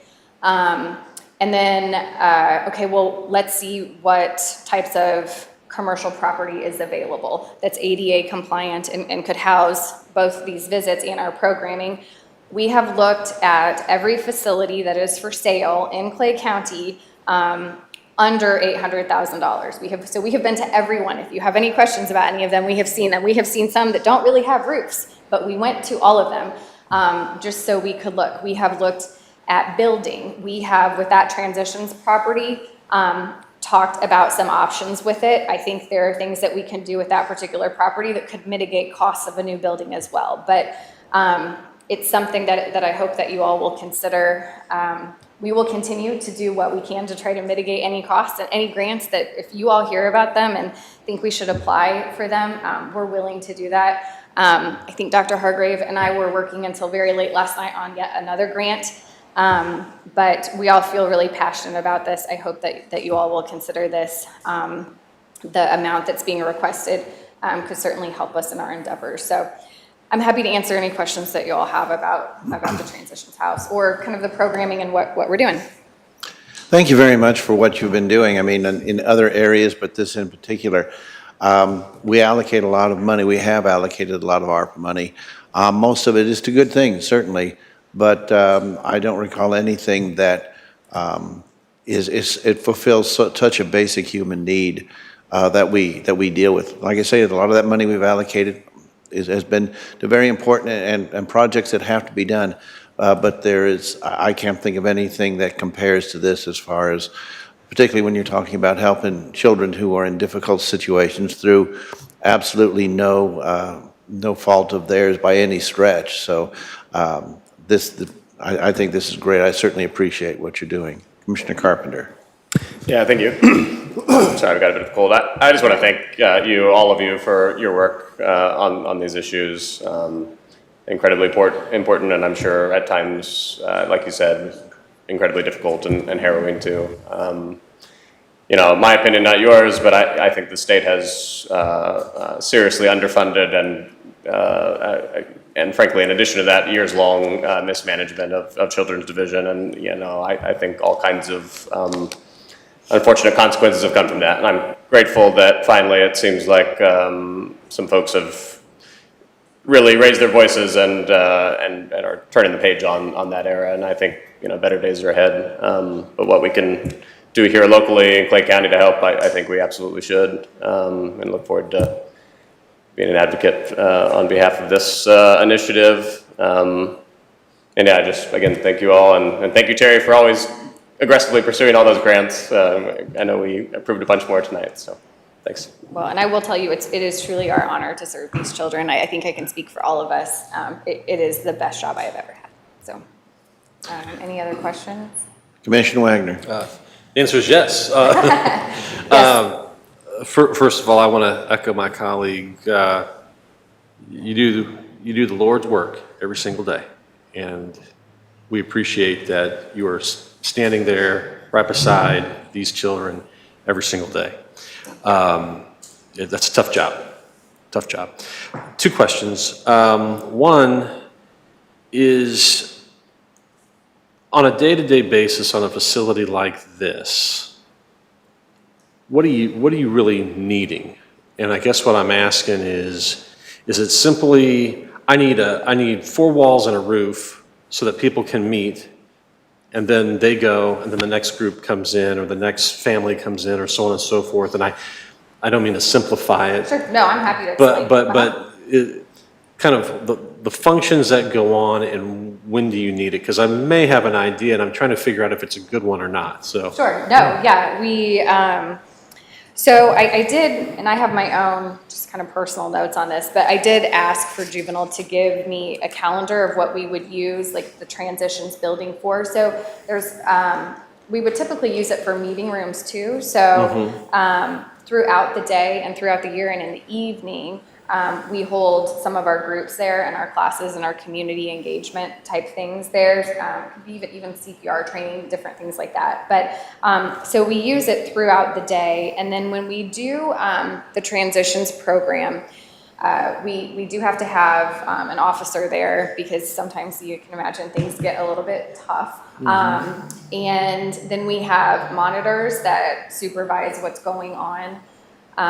Just because unfortunately there's just some circumstances that would require that. But we also typically have more than one family there at a time. The problem right now is when we're doing the transitions, we're having it in the juvenile office in just a meeting room. So all of these people, so they get their 1 hour at Children's Division where they're sitting there being watched by people in a sterile room, and now they're coming to another sterile room where there's 3 or 4 families, one of which could be extremely disruptive. One may have babies, one may have middle schoolers, and this is the quality time that we're able to provide. So our hope was if we had a larger space that had a little bit of room to spread out, even if we were able, I mean, it would be my dream, right, that we would have a playground area or something where a parent could do the things that a parent wants to do, right? Like, we can't maybe go to the libraries that we heard about earlier, but we could take them outside and give them a push on the swing, things like that. So when we are doing the visits, which are throughout the day and in the evenings, a lot of times in the evenings, because these parents, when they are working, typically they have a 9 to 5, they will be there, but it will be multiple families at a time, and then we also use it for all of our programming under Office of Dispute Resolution. Gotcha. Okay. So our hope was too that this, if the county decided to acquire a new building, that we could use it not just for our family court services, but other meetings and things like that that the county needed to use it for. And we'd be happy to do that as well. But just hopefully something that we can have that will help us reunify these families. Gotcha. No, that's helpful. Thank you. And then the other question, and maybe this is more for the administrator, what we have here under project funds, I take it as kind of a placeholder until we actually discover a solution. Is that? Correct. So we looked at, how much we had available that we could put towards this project. We have done some looking. We have our eye on a couple of items. There's one particular property that, might have great potential. It's a little higher than this. And then we know whatever location we get, there will be some sort of, that tenant finish to accomplish what the judge is talking about. So we have these separate areas. We still have some unallocated lost revenue that I showed a little earlier. So right now we're asking to earmark these funds, and if it is the goal of the commission to fund the project, then we will go out earnestly and see what we can find and then come back to you. Does it fit within this budget, or do I need to be creative and find some other sources to add to it? So last question, under the guise of being creative, does the county have to own it? Well, no, we've actually looked at some places to lease as an option. Yeah, Gotcha. right. Okay, Yeah. you've given me a bit to think about. Thank you very much, and thanks for the work you do. It's appreciated. Sure, yeah, and I'll let you know, we talked with people at Curry with Star Development, just a whole lot of different people that I felt like kind of have their hands in a lot in Clay County, have met with them. So I think the last email that we sent you, the attachment was like 70 pages, and it was the different homes that we had looked at that maybe we could rezone, the different commercial properties, and then potential leases. So, you know, we would just be so thankful to be able to run our program again the way it needs to be run so we can continue being a leader in the state. And ultimately, being a leader in the state is exciting, and it's exciting to tell our friends about, but it's these kids, right? And to get them where they need to be. So we're just not able to do that right now since the facilities just told us no one's allowed to even use this particular facility anymore. Commissioner Johnson. A couple of questions, probably for our administrator, but anybody can answer these. First of all, when's the last time this was used as a transitional facility? The heat broke last year, and it couldn't be used. I think. Go ahead and speak into the microphone if you would, sorry. please. That's okay. Sorry. I believe maybe it was used in January no, not in January. Okay, about a year, sorry. So about a year, and it cannot be used anymore. Structurally, we have serious concerns there are holes in the floor, and it is the structural foundation of this building. And I certainly can have, No, that's okay. You answered my question. Yeah, Donna could give you more specifics about this. The county owns it? Yes, we do own that. And owns the property? Yes. The land? And then, do you happen to know when it was built? This was dedicated to to the county. It used to be a church. It's 19th century. It's Yeah. probably 100 and, Yeah, yeah. it doesn't appear as old, but it's a very old building. And it's not considered historic? It depends on who you ask. Yeah, officially. exactly. We And then found nothing that has put it in the historical register or. It does not? Yeah. Okay, and how many square feet is that, do you know? I'm sorry, what? How many square feet is this building? Donna, do you know how many square feet? I feel like it might be around 1,500. Oh, that's all. Oh, no, sorry, 1,300 square feet maybe. It's 1,481 square feet. Okay, so, what'd you say? Yeah, why would we not just demo this thing and build one to specs that would work for them?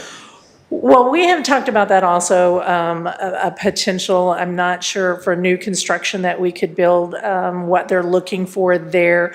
The other question is, from a master planning perspective, is that the best place to put this versus I see. expansion of the juvenile detention facility and other things that are on that site? Where this could be more of a standalone off-site versus the need and growth of the existing services and buildings that we have on that property adjacent to it. Because I know there's brand-new houses with the land that are 4,000 square feet, cheaper for what it costs to repair this, which doesn't make sense to me. Well, this is not the repair budget for this. Right. Didn't you say it was 600-something thousand? It to was repair? 600,000 to repair it, which we all felt that was probably not the best use of the dollars. Yeah. The issue then, the challenge that we have of going into a residential area will be the rezoning process. Right. And that can face an uphill battle in the neighborhood of this type of facility being in the middle of a residential area. So we're trying to find the best location that gives that type of environment, that's a home environment, which is what they're trying to accomplish, but also not have to face all those uphill challenges. And so this isn't the location really that's ideal then? This location? Yeah. It could be. It depends on what our long-term master plan is Okay. there. But I think there might be better locations. Yeah. Okay, so just for the record, I'm in full support of doing anything we can to help get a facility. You guys all know my background, and I've dealt with these situations a lot, and it is absolutely heartbreaking.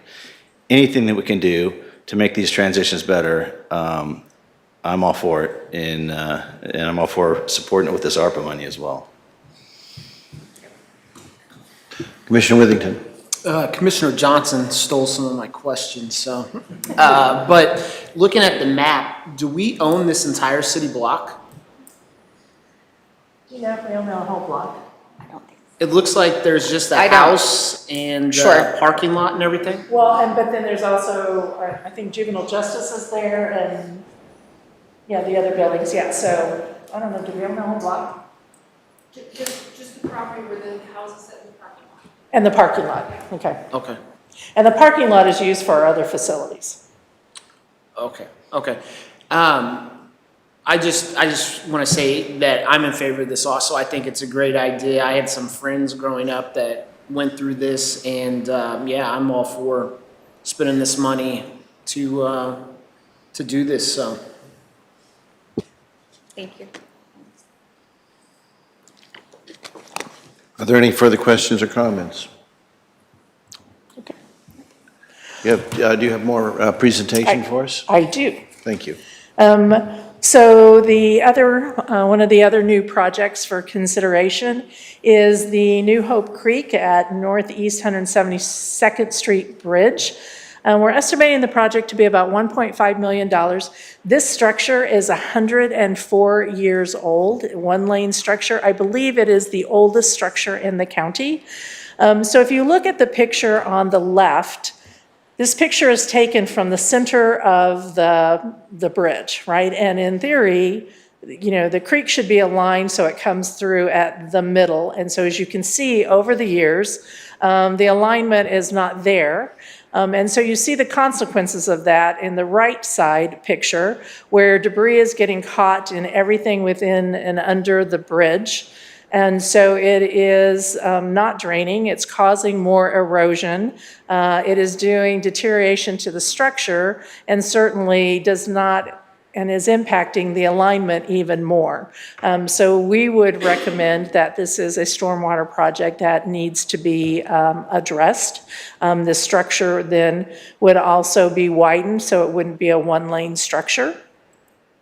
And then the last project, new project we're proposing is the stream bank stabilization at the airport. So you can see by the diagram and the picture kind of on the left-hand side, we've kind of identified where the creek is and the stream bank, and it is eroding. And it continues to erode and is creeping into areas with the runway.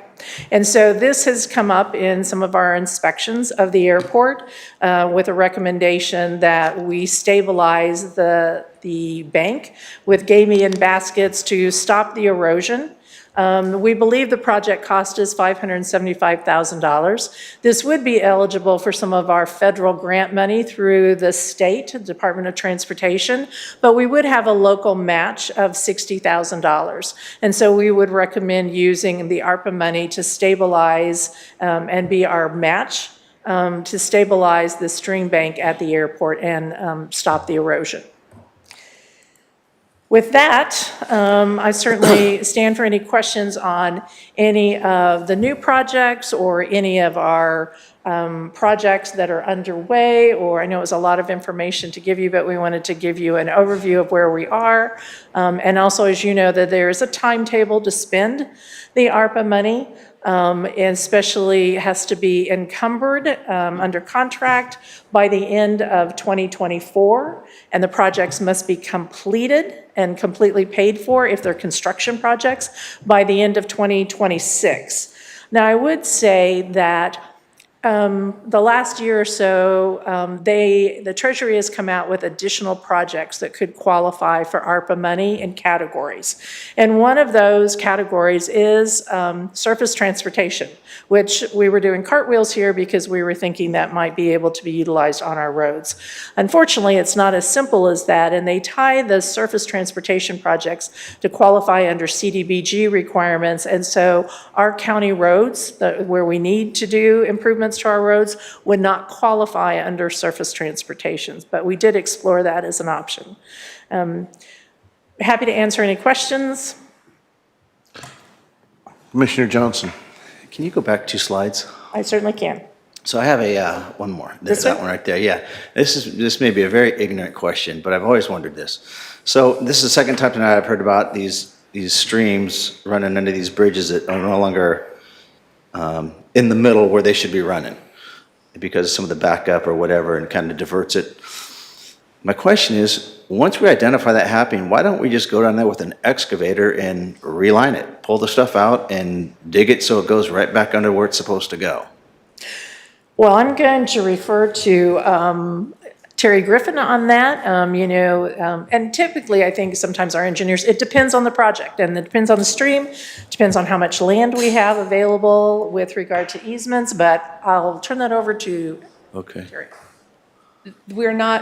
We have to watch what we do on stream banks or in the stream channels. Corps of Engineers, Department of Conservation, a whole variety of alphabet agencies Yeah. control what you can or cannot do in the stream bank. Well, they can come out and do it too. I don't care who does it. I'm just wondering, why do we? They don't come out and do it. They just require the permits. Why would we let this happen? And it's not that you can do just, say, 50 feet and keep the stream straight, because if you do the 50 feet, then it erodes up and downstream from that place. So you Okay. have to as the banks erode, you have to continually adjust where the bridge is. Now, in all fairness, it takes years for that to happen. So the bridges that, when they're 100 years old, most of the bridges that we're talking about are at least 50 years old, if not more. All the ones that we've talked about where the stream banks are, or where the streams are no longer aligned, is just a matter of erosion that occurs. And you'll notice that most of these were installed so long ago that they did not actually armor the stream banks, which will also help stop the erosion. That's a requirement at this point. So basically, they just said, here's the creek, put the bridge here, and there it was. And so I realize some of these bridges are really old, need to be replaced Yeah, anyway. most but of them are, yeah. I'm thinking of just mitigation in the future so that we don't come here later and say, hey, look, here's a new bridge you put up, but the stream started going this other way and ruined it again. It's like, why can't we stay on top of that once we see it starting to divert a little bit, or start debris building up like in this picture? Yeah. Just pull that out of there so it can go where it's supposed to go. Yeah. We can, and we do pull debris out, Okay. but at one good storm sometimes is all it takes to put that much debris back that washes from upstream somewhere. Okay, thank you. Commissioner Wagner. And if I could answer a little bit, sometimes one of the things that's certainly important is we look at too, and certainly need to partner with cities, is development has a huge impact on that. Upstream, right? So things have changed and evolved over the years and requirements with DNR, and when you do development, you have to look at water quality and the water that's coming off a project, that it can impair downstream. That's not been in place that long, and so, part of the changes is to stop some of this that you're seeing here. Commissioner Wagner. Thank you. Just a question as to timeframes, and I appreciate the administrator pointing out when things need to be encumbered and then when things need to be spent. I'm curious, with our projects that we have listed here, you also have to kind of work back from even when you encumber it, I would think. And I guess where I'm going with this is there a concern at this time as to whether or not any of these projects will meet these deadlines? And if there are, would you have a suggestion for kind of a go, no-go date so that if it doesn't happen, we can adjust? Sure. I think probably when I look at the pending projects or the ones that we've just talked about, many of them are under design and get under construction contract. I would say probably the one which, I invited the sheriff here because I think that is one, since we're looking at a different location, and so when you have a different location, you have to have maybe a different design and what that project looks like. I think that's one that we probably need to kind of put a timetable to, because that's $6.9 million of lost revenue, which again has the most flexibility for the county to use. And so that is on a timetable, and certainly want to get that under contract before the end of the year, next year. And if it's not, I guess I would say if we think that's not doable, we need to figure out what is a timetable if it's not doable, and then what are the other options for those funds since they're lost revenue. Well, I guess I walked right into that one, Sheriff. Good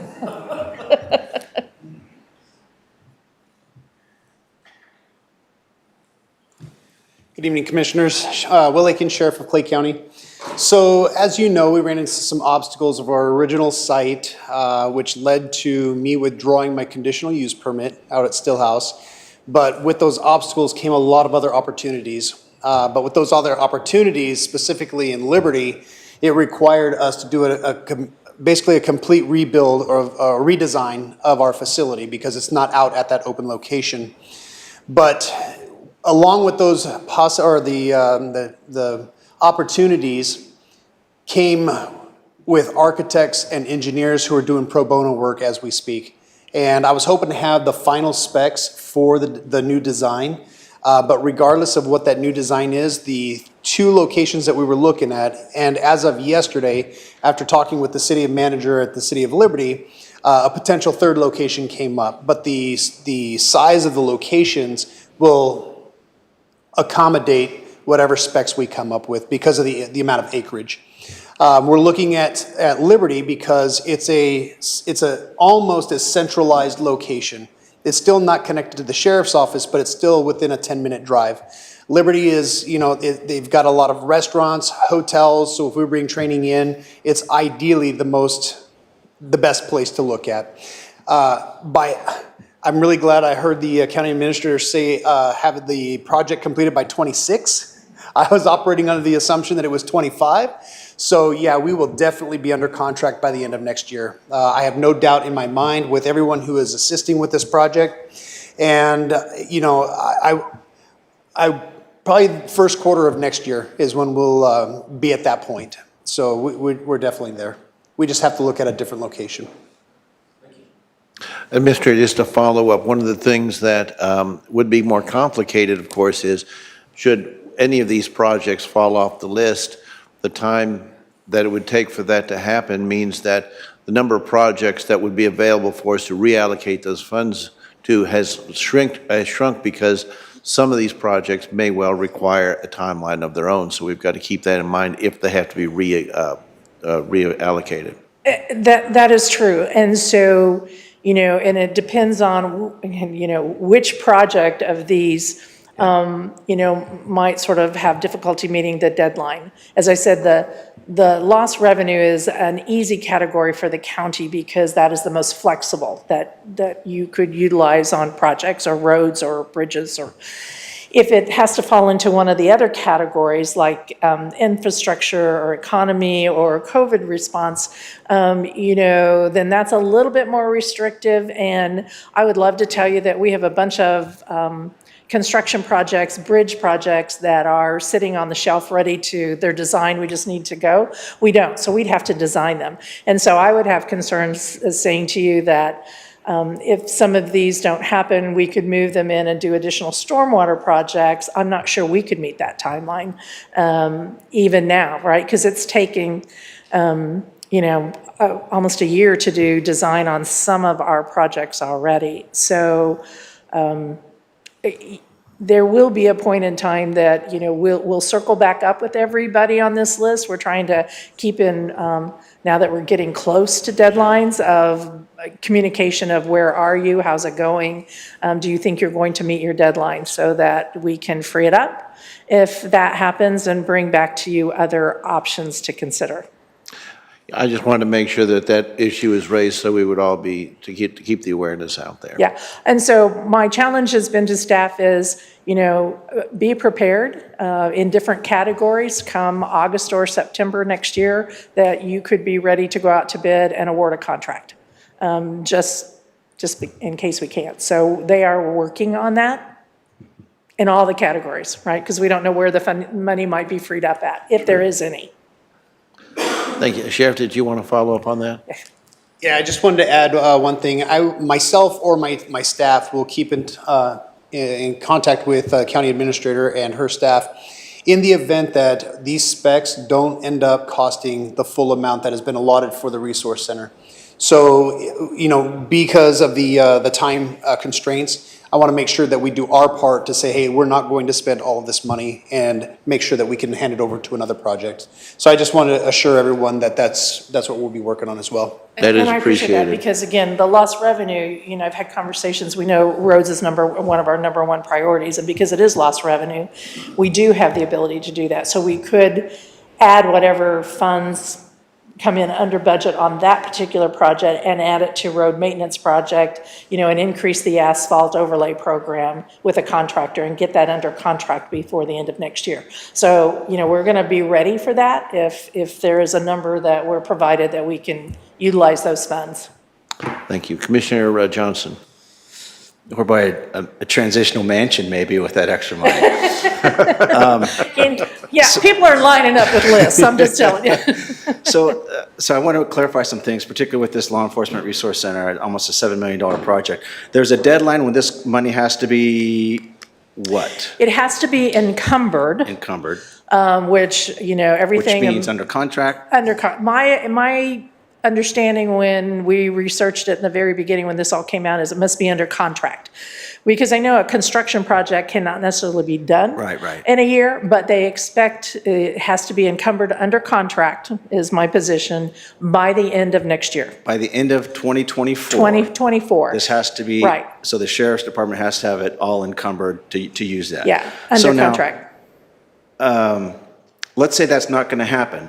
Do we have the ability to move money around so we can still give them, that is the sheriff's department, their funding for the Law Enforcement Resource Center, maybe not ARPA money, but we move the ARPA money somewhere else, basically rob Peter to pay Paul, that kind of thing. Is that something we can do if we have time to make that happen? Well, I would say this to you, I don't know that I have $6.9 million that I could move, because we don't have I'd say one of the easy would be, could we use the use tax, right? For a capital project, but we don't have 6.9 million in the use tax to do other projects. We could look at it and see. Okay, yeah.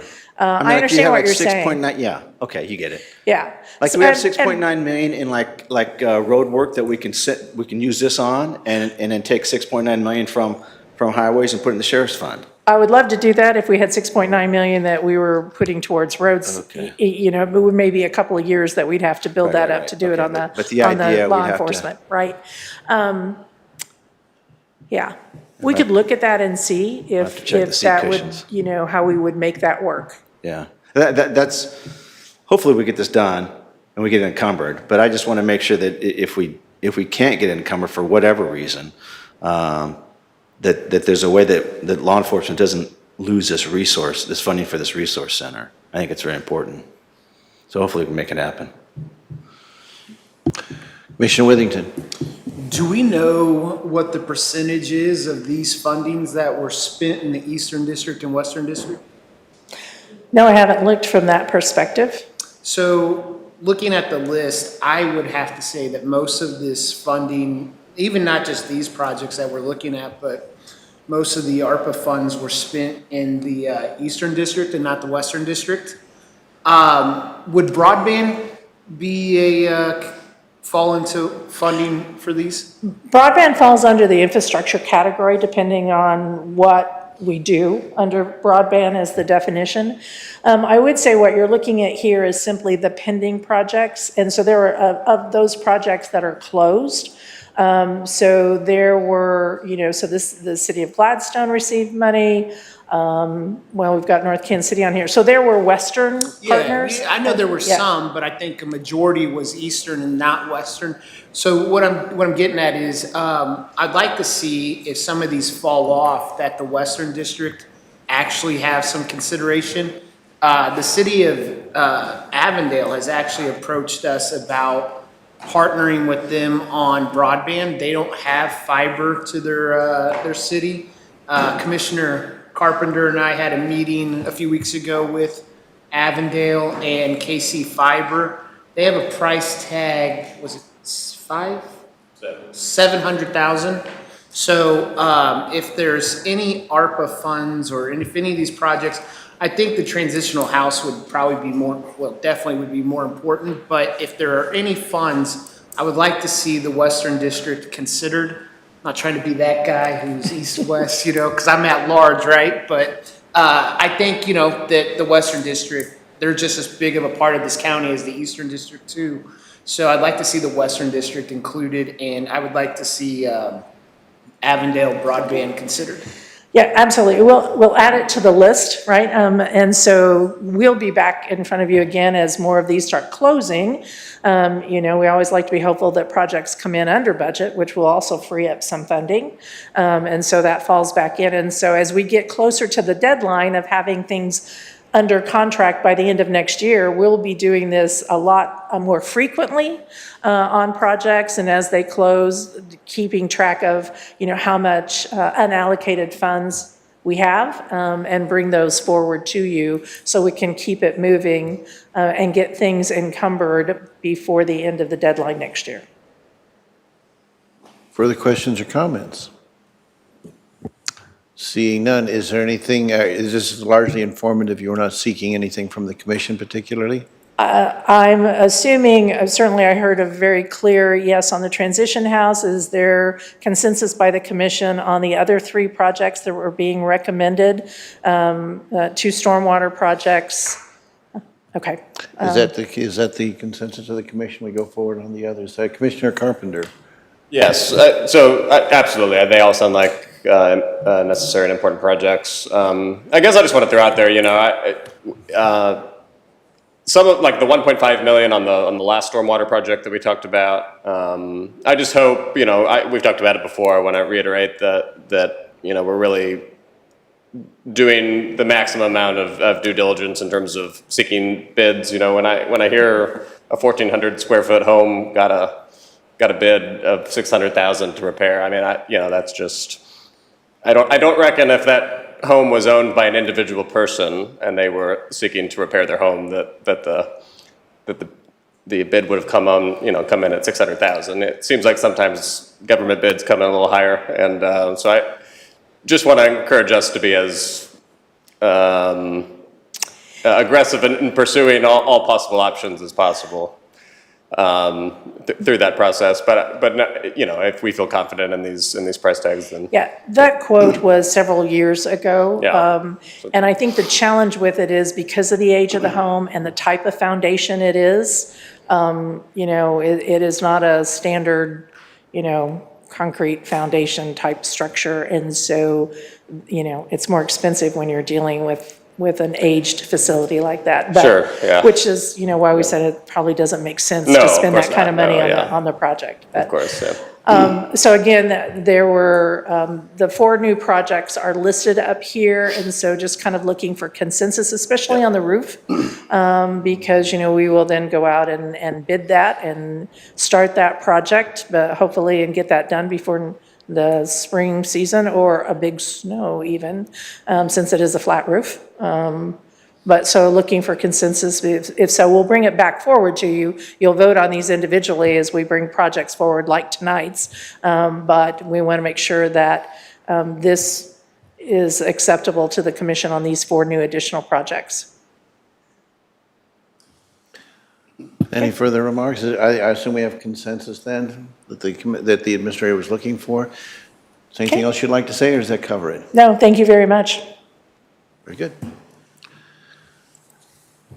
Next item on for discussion is the KCATA, and that's my issue.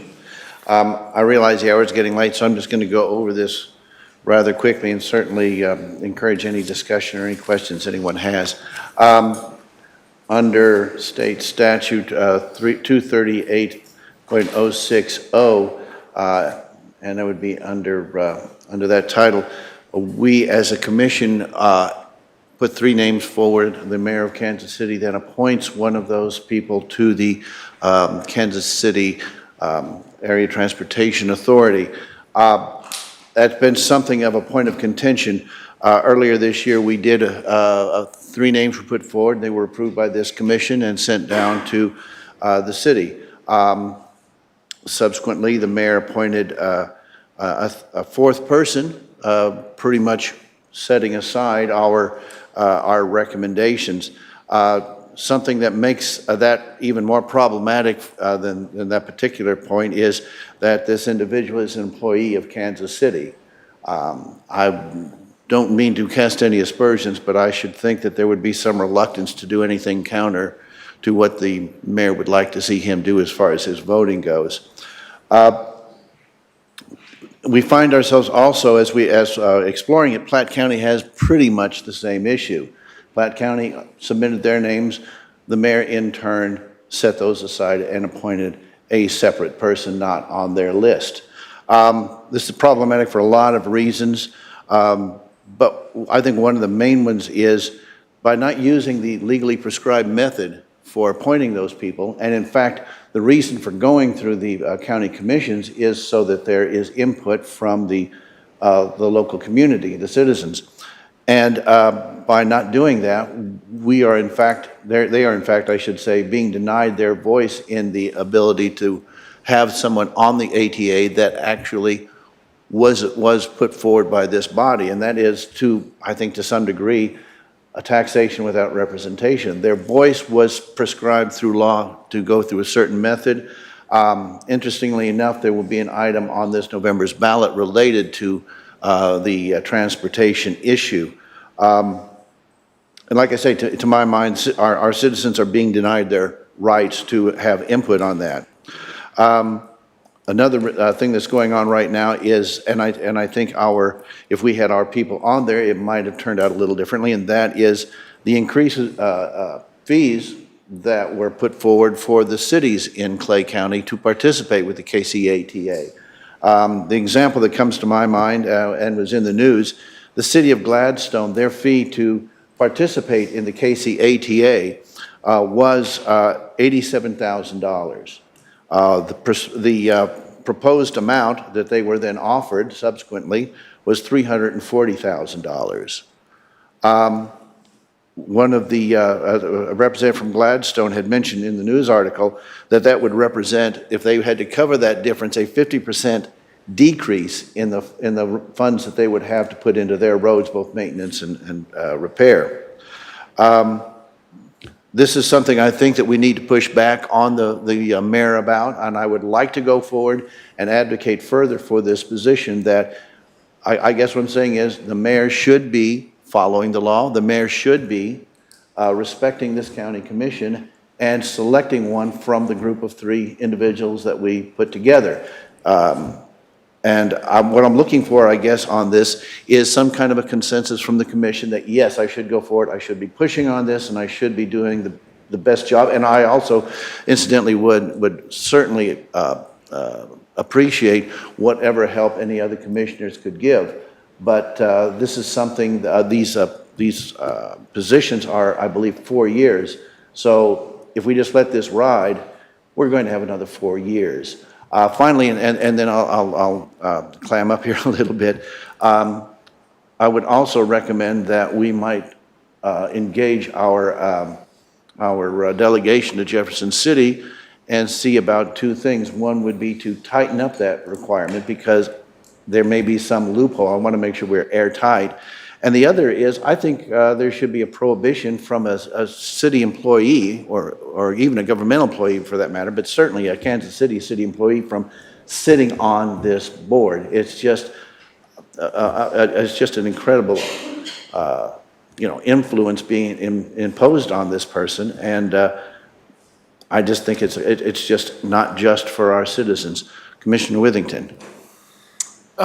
When you say you want to push back so the mayor respects the law, did he break the law by not appointing one of the 3 people that our recommendation? I'm not an attorney. I don't know if I would go so far as to say he broke the law, but I would say it is certainly inconsistent with the law. Before I accuse him of actually breaking the law, I would certainly want more legal opinion on that matter, but certainly what he has done is inconsistent with the law. However, unfortunately, it is consistent with his behavior in these matters. So the law says that he should appoint one of our recommendations? He shall, I think, is the Let me go ahead and pull that up here real quick and skip down to where it is. The country shall submit, the mayor of Kansas City, Maybe I Missouri, could who jump shall in. appoint with the approval of a majority of members of the city of Kansas City. All right, so Council. Kevin, can you? Yeah, so Yes. this is a poorly written statute with different outcomes for different cities or counties, excuse me. I would certainly advocate that we approach our legislature about trying to make this consistent. I'll give you the best example of the real inconsistency. Clay and Platt are under the same paragraph. And it has the language of we shall submit 3 names to the mayor who shall appoint someone. It doesn't say specifically from that list. That's, It doesn't. That's how I read it. Clearly, that's the intent, but it doesn't say those words specifically. But the other example of how it's just an oddly written paragraph is that for Cass County has a completely different structure. They shall submit 3 names to the governor who shall appoint. And that part of the statute specifically says from the list. I can't imagine the reason for the distinction between Cass, Platt, and Clay, but it's certainly one that I suspect the legislature would like to clean up as well. And that's precisely what I'm talking about when I say tighten up the language. That is the prime example. Commissioner Withington? I wasn't done. Yeah, that's why I was recognizing you, so please go ahead. And then one other thing, when you say taxation without representation, I think we need to be careful when we talk like that. I mean, he picked a guy that lives in Kansas City. I understand that, that lives in Clay County. I understand we don't like the fact that he works for the city, but we don't need to use some of this language, in my opinion, that scares people and I'm not sticking up for Q. Q and I don't like each other, that's public, but I think we need to watch our tone in some of the language that we use. I don't think we need to get people riled up over thinking that somebody from Clay County is not even on this board. I mean, you can go look, he lives in Clay County, so I just think we need to watch some of the language we use and not try to get everybody all fired up over the fact that we're upset that he didn't pick one of the 3 people that we submitted and use words like respect the law and taxation without representation. I do take your point. I do take your point, and I try to be diplomatic. For instance, when you inquired of me as to whether or not I thought the mayor had broken the law, I was not prepared to go there because I didn't think I thought that was inflammatory, quite honestly, and I could not go there. However, the taxation without representation, I believe, is in fact apt because the mayor is not following, as far as I can see, he is not being consistent with the prescribed method of establishing that representation. Therefore, he is going outside the law and he is establishing his own qualifications for representation. Well, our attorney just said something a little bit different than that. So we have a Clay County resident representing Clay County on the KCATA.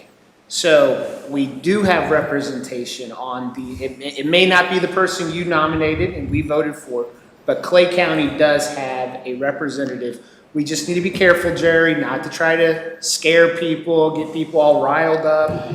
We need to just, if we're not happy with him not selecting the 3 people that we appointed, let's communicate that. Let's just not try to get everybody all fired up over this by using words like taxation without representation.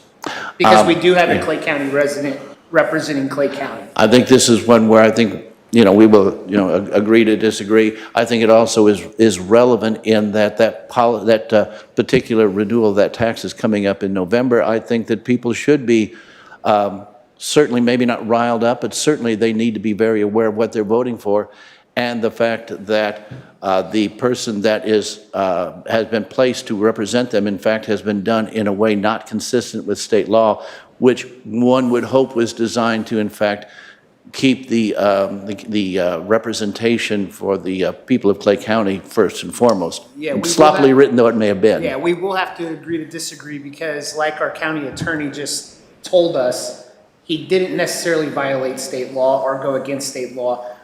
We present him a list of 3 names. He's not required to pick those. Now, it's implied that he should probably, but he's not required in state law. So we are gonna have to disagree on that one. Well, that's because- precisely why I said inconsistent with state law, because the intent is there, the other parts of it are in fact clear, so that's why I said it is inconsistent with what I believe state law says. So I think that's fair, and that's, like I say, why I would not go so far as to say he actually violated the law. I think that is, I think that is probably not appropriate. Whether others say that or not is beyond my control, but my particular, where I come down is somewhere between the taxation without representation, but not so far as the actual violation of law. I'm not prepared to say that at this time. Well, and I'm glad that you brought this as a discussion item and not like the ordinance like the last time, so thank you for doing that. Well, and I didn't, to tell you the truth, when we'd gone through that other one, it was pretty clear that the mayor didn't give 2 hoots what we had to say, letter or not, jump up and down or not. It didn't matter one whit. So I'm working in other ways to try to, Yeah, no, I again, mean, preserve our he representation. doesn't care. He's already trying to overturn the voters deciding on, police funding, and he's hoping the Supreme Court will overturn what the voters voted on. So, I mean, he's his own person, but I don't agree with what he's doing. But I just want it to be said that I think we should be careful when we try to rile people up by saying taxation without representation and stuff like that. Well, I appreciate that, because like anyone, I can get carried away, and sometimes it's as well to be reined in a little bit at appropriate times. And I always welcome the opinion of certainly my fellow commissioners. If they think I might be going down the wrong road, I may not agree, but I certainly want to hear that feedback. Commissioner, I'm sorry, you finished, Commissioner Wagner.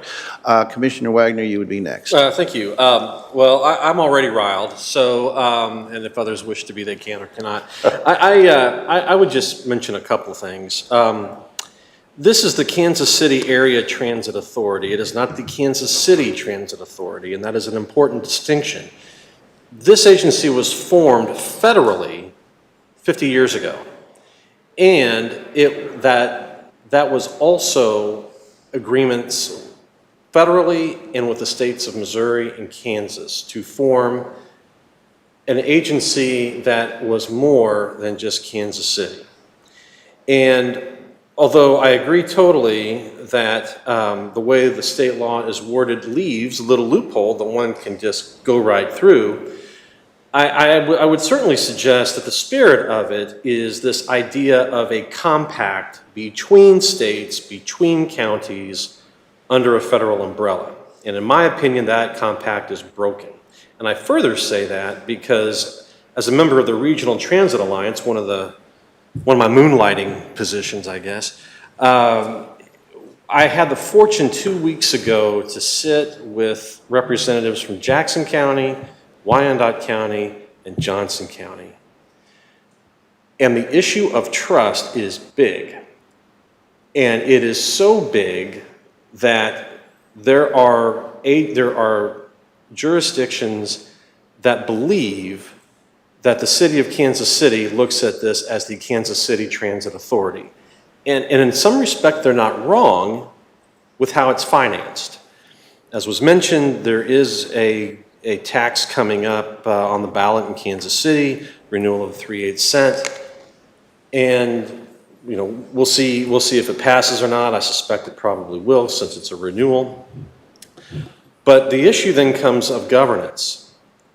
And if the city of Kansas City can essentially compel that $20 million can come out of bus service to go fix lights, and you go to the board to ask, should we do this? And the makeup of its board is of those who work for the city of Kansas City. I don't know that you can have a good question of finance and how money is spent with the idea that since Kansas City is the largest city in Clay County, that a decision like that or any other that is different than actual transit is to the benefit of those who live in Clay County. Kansas City or otherwise. And so what I would simply propose is that, yes, we have someone from Clay County. I know him. He's a great guy.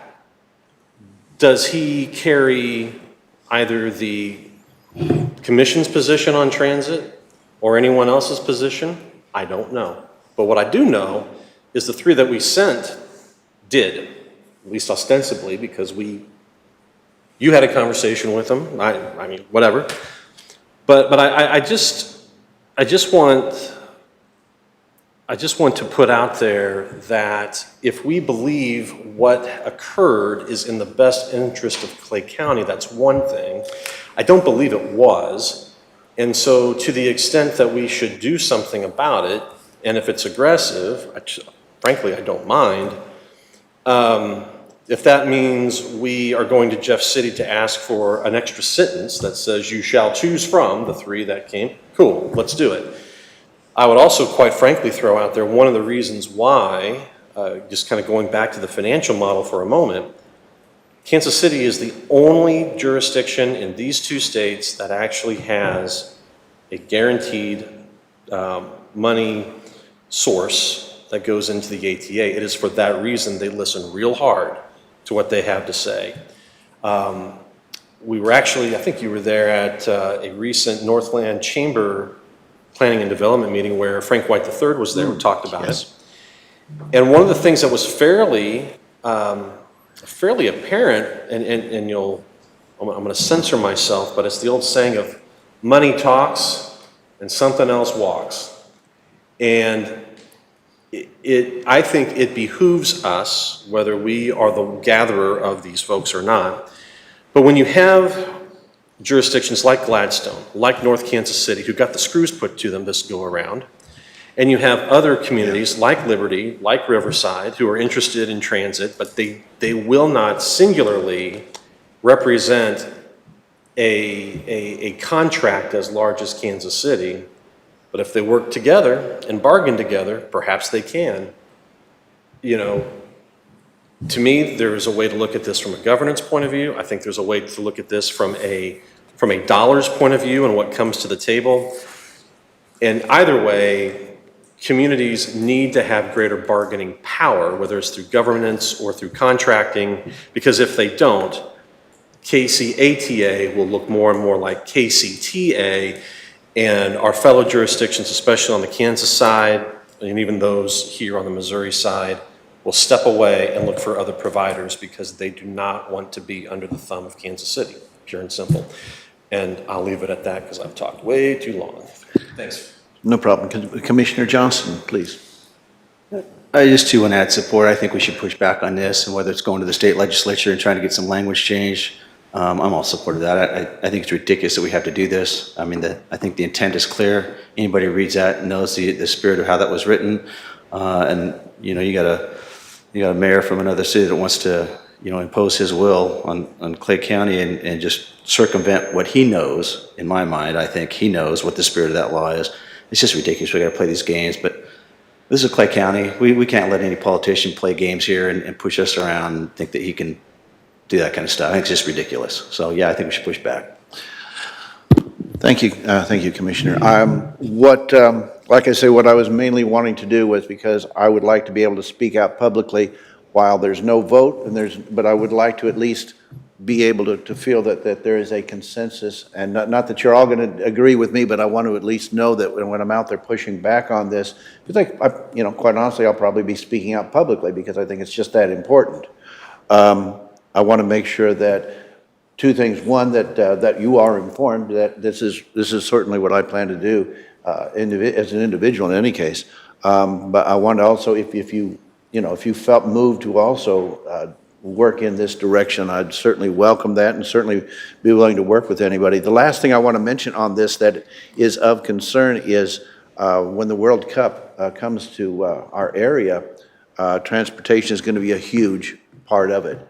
So that means that we could, in fact, people coming in from the airport could circumvent Clay County altogether and go downtown. I think that could, I think if we don't have our voices heard down there, we could be cut out of some of the economic development potential that would come from the World Cup. So that's just one example of how this has, I think, more than just a whether, who gets to sit on that board issue. It has real impact for our citizens on a financial basis. That's really that kind of covers what I had to say. Is there anyone else who would like to add anything before we close the discussion? Seeing none. That brings us to the end of our discussion items. And that brings us to, since we have already done our reports, that brings us to County Administrator comments. Administrator? Just a couple of items. This weekend is GladFest in Gladstone community, and we hope everybody can stop by and visit the Clay County booth. As you all know, we have a booth. We had one at Liberty. Unfortunately, the weather didn't quite cooperate with the Liberty Festival. However, we did have a lot of residents stop by our booth and participate with information about the comprehensive plan. So we were well pleased with that, and we certainly hope that we have a lot more people stop by and visit us and the weather cooperates this weekend in GladFest. Also, just as an announcement, as you know, we've been having maintenance in this particular building that we have been closed during the day for the maintenance to occur. It is will take longer than we had anticipated, and so the administration building will remain closed during the day and to the public and to employees for the next 2 weeks. We hope to get it back up and open and operational as soon as possible, but I want to let everyone know, and we certainly will communicate that on our social media sites. The next meeting of the commission is next Thursday, October 5th, 6 o'clock here in the chambers. Thank you. Commissioner comments? Commissioner Thompson? I don't think we've started with you before. I don't think so either. I have no comments. Commissioner Johnson? Oh, I am sorry. I just fell asleep at the switch. There it is. Just real quickly, Senate Bill 190, I know a lot of us have been getting phone calls and or emails regarding that from the community, which is essentially what talks about, just in a nutshell, freezing taxes, property taxes for some senior citizens in a nutshell. That's an oversimplification. But nonetheless, if there's anybody that's still up listening to this, we are working on it. We just had a meeting today. Commissioner Lawson can't be here tonight. She would have mentioned this, but she chaired a meeting today, and presiding Commissioner Nolte was there, as well as myself and several of the staff members. But we're working on it. We're working on putting the pieces together and bringing something before the commission that we can take a look at and vote on to see how we can make that happen. But just know that that's being worked on. We're doing our best. We're trying to get done as quickly as possible, but at the same time, have a good product. And so you'll be hearing more about that in the future, but just know it's being worked on. You don't have to keep sending me emails and texts. It's being worked on, I promise. Commissioner Carpenter? Oh, no. Commissioner Withington?